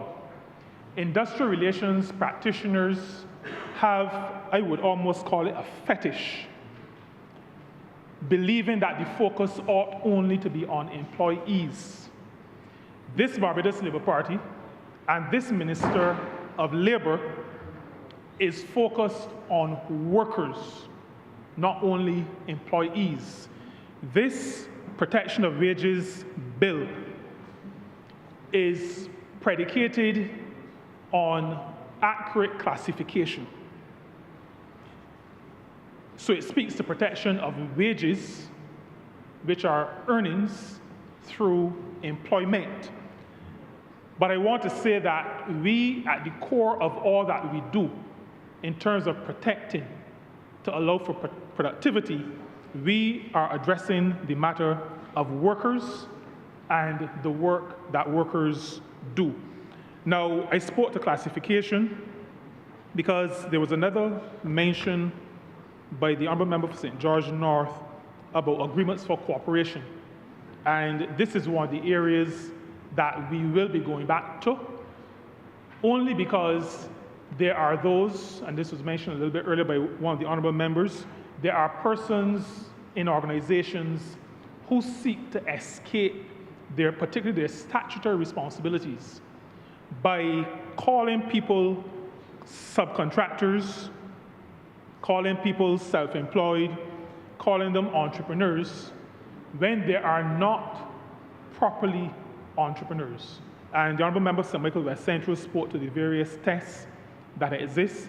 I'll say to him that we have case law in terms of the Sagicor case. We also have the schedule in the Employment Rights Act. And we now have at the National Insurance and Social Security Service 2 opinions. One internal, developed by the legal department within the National Insurance and Social Security Service, and one by external counsel who they engage to be able to compare and to verify. So I think we have sufficient. The reason why we will never be able to get rid totally of challenges is because there are always degrees of. So a control test, and the thing is that the tests they work together. And there are always degrees of that sometimes are difficult to parse or to separate. They're not discrete. They're not scientific, it's like social science. Not discrete, not absolute answers, but sometimes variations in terms of degree. So there will continue, we believe, to be situations where somebody has to make a judgment, and one judgment may go against the feeling of somebody else. But that is a matter that we are addressing. I'm saying that to the Honourable Member through you, Mr. Speaker, because it is one that we will not tolerate people hiding to get away from their responsibilities. Not just statutory responsibilities, but these are ultimately responsibilities to people. Making sure that people, particularly in the matter of Social Security, are taken care of. And that includes the work that we're going to do with respect to the portability of benefits. Now, I think, Mr. Speaker, those are the main matters that came before us. I add my voice to those who indicate that this bill today is part of a continuum. This is part of a continuum. In 1675 in this country, workers were planning to rise up. Coffee was the inspiration for that. Workers attempting to rise up to throw off the shackles, to throw off domination. In 1816, another major attempt. Small attempts in between, even before 1675, but these are the major plans. 1926, I mentioned this a few weeks ago. Sir Charles Duncan O'Neill, the Working Men's Association, 100 years ago this year, that struggle, continuing struggle. 1936, 90 years ago this year, Eunice Gibson and the Barbados Nurses, back then Registered Nurses Association. That struggle, even before the 37 uprising. But then 37, 26th of July, the Honourable Prime Minister's support to that. 1938, this great party established as another step. Then 85 years ago, 1941, out of this party, a workers' organization. Mr. Speaker, this is part of a continuum. We, in this chamber, in 2026, we will not reach the finish line, but we have to be faithful in our work in advancing that struggle, in making sure, and I hate to use Americanisms, we need to develop one of our own, but they talk about making a more perfect union. We are working toward a better work situation, dignity of work, decency of work. This is part of a process. This bill before the Honourable Chamber today is part of that process. We pledge, like those who have gone before us, to do all in our power in the space in which we stand to advance the cause of those who are the creators of wealth in this country and in all countries. And I say this country and all countries because, as the Honourable Prime Minister said, our work as a Barbados Labour Party is not limited to our country. We recognize that we have a responsibility. She said it well, we give to the world 1661, the slave code. A lot of the Confederacy and the Jim Crow that we see in the US has its origins in here. Well, I don't think it was here then, but wherever it met, maybe in the old town hall. But this parliament, not this location, but this parliament, we give that to the world. We are executing on our responsibility to reverse that. And so in this parliament, now, and on the international stage, this Barbados Labour Party has committed itself to making sure that we do right by the people of this country. And so, Mr. Speaker, I am happy to have piloted this and to share these few words by way of conclusion. Again, I commit myself and I commit on behalf of my officers at the Labour Department and in the wider ministry responsible for labour, that we will do all the educating that is necessary, both for this, when it becomes a law, as I expect it to, and all the other recent legislation, including laws, but also regulations, orders. We will make sure that the public, meaning workers and employers, become familiar with their obligations, and we will make sure correspondingly that everybody is held to the standard established in the legislation and that legal steps are taken when people breach the law. That is my commitment on behalf of the ministry I have the honor to lead. And so, Mr. Speaker, with those words, I beg, and I'm just looking to make sure I've not left out anything that I wanted to say. With those words, I beg that this bill be read a second time. The question is that this bill be read a second time. All those honourable members in favour, please say aye. Those against, please say no. Me think the ayes have it. Honourable Member St. Peter. Mr. Speaker, I beg that you do now leave the chair and the House resolve itself into committee for further consideration of this bill. The question is that the Speaker do not leave the chair and the House resolve itself into committee for further consideration of this bill. All those honourable members in favour, please say aye. Those against, please say no. Me think the ayes have it.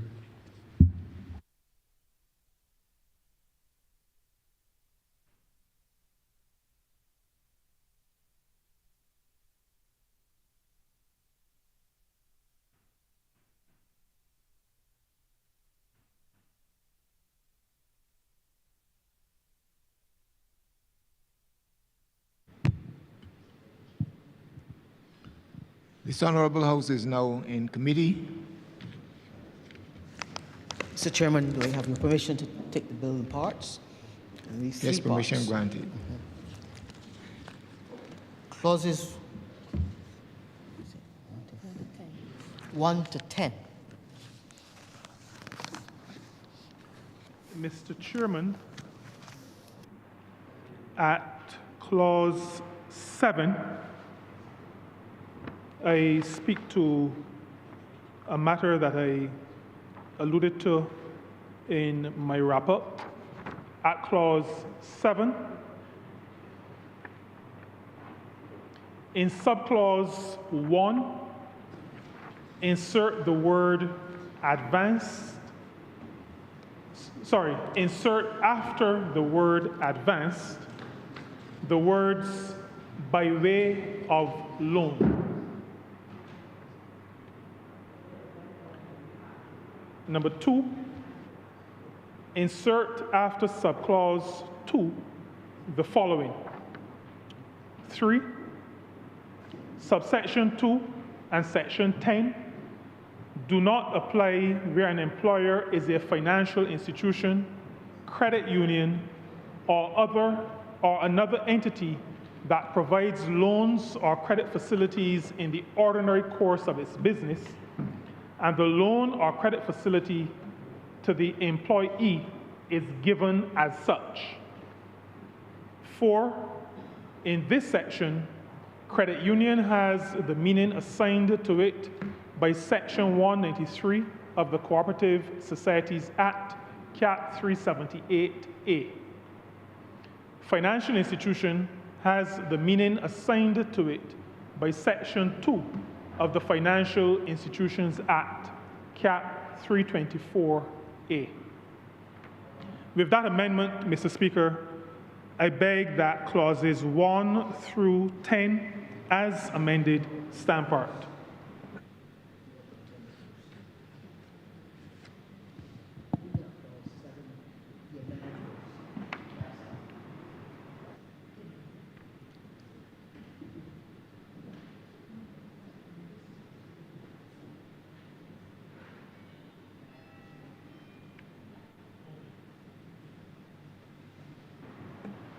Mr. Chairman, I beg that clause 7, as amended, stand part.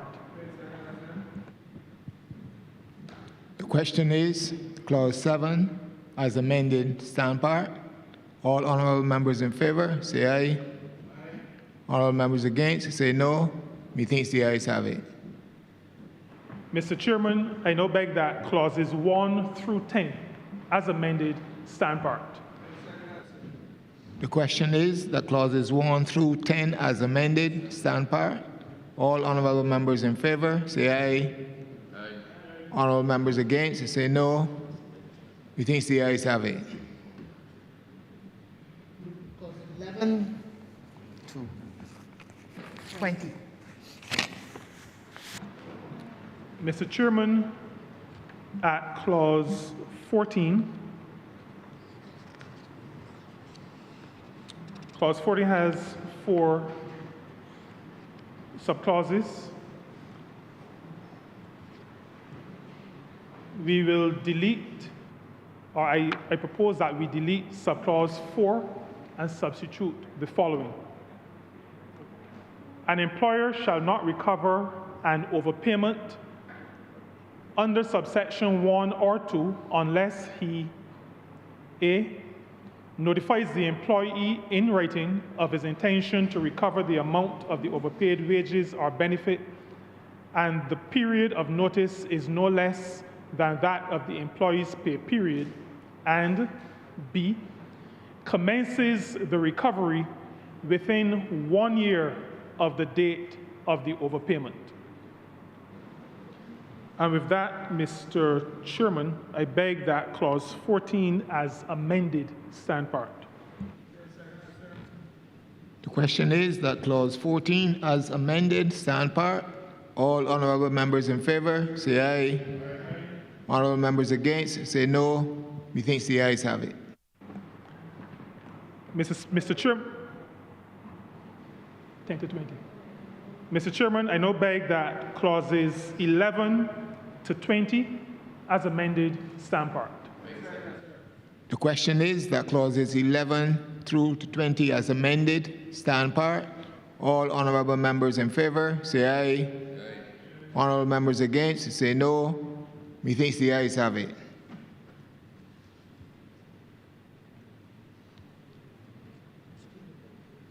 Clauses 21 to 23.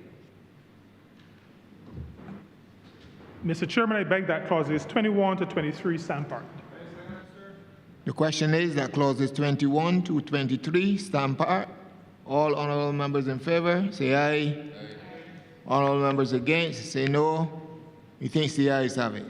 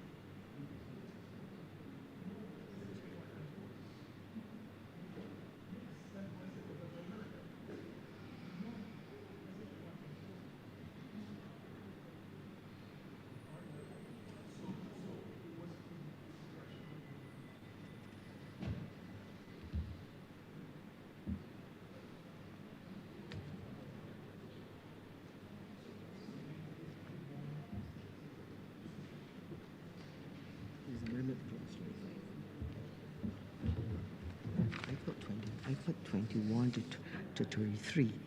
Why?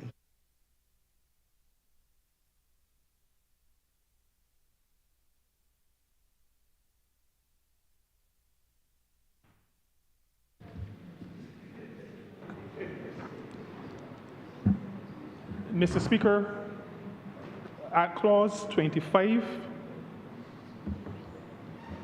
and this is because I heard incorrectly the clerk speak to 21 to 24, but I now understand that he had said to 33. So I'm asking for recommittal so that I can go back to clause 25. You may proceed, honourable member. Right. At clause 25, insert after subclause 5, after subclause 5 of clause 25, 6, no prosecution for an offence under this act shall be instituted after the expiration of 3 years from the date of commission of the offence. And with that, Mr. Chairman, I beg that clause 25 stand parked.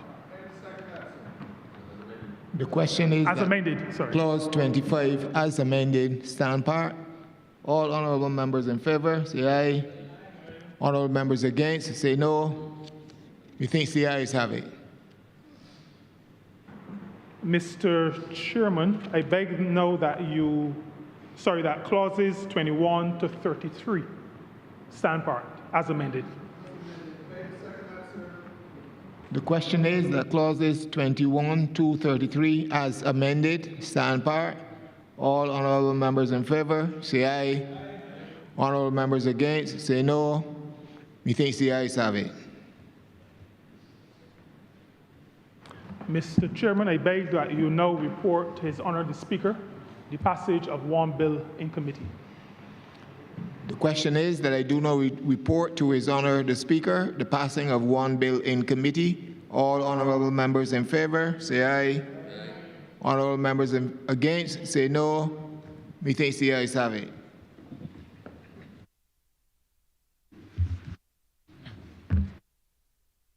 The chairman of committees has reported the passing of one bill with amendments in committee. Honourable Member St. Peter. Mr. Speaker, I do not beg that this bill be read a third time. The question is that this bill be read a third time.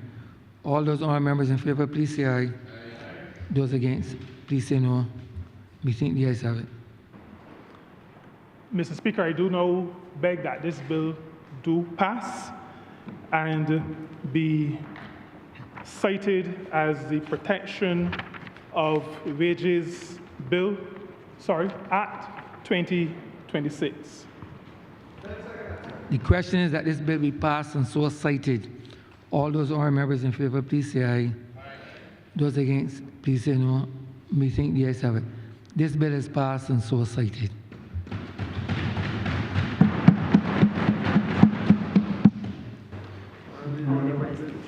Honourable Leader, Government Business. Order number 9, sir. Order number 9, in the name of the Honourable Leader of the House, to move the passing of a resolution that the Honourable the House of Assembly concur in the amendments made by the Honourable the Senate to the State Acquisition and Vesting of Property number 2 Bill 2025. Honourable Leader, Government. 2026. 2026. Thank you, Mr. Speaker. I beg to move the passing of a resolution that the Honourable the House of Assembly concur in the amendment made by the Honourable the Senate to the State Acquisition and Vesting of Property number 2 Bill 2026. The question is that this resolution do now pass. All those honourable members in favour, please say aye. Those against, please say no. We think the ayes have it. Honourable Leader, Government Business. Thank you, Mr. Speaker. With that, we have come to the end of today's sit-in, and I therefore beg to move the adjournment of the House until Tuesday, the 28th of July at 10 a.m. The question is that this honourable chamber be adjourned until Tuesday, the 20th day of July at 10 a.m. in the forenoon. All those honourable members in favour, please say aye. Those against, please say no. This honourable chamber stands adjourned until the 20th day of July 2026 at 10 a.m. in the forenoon.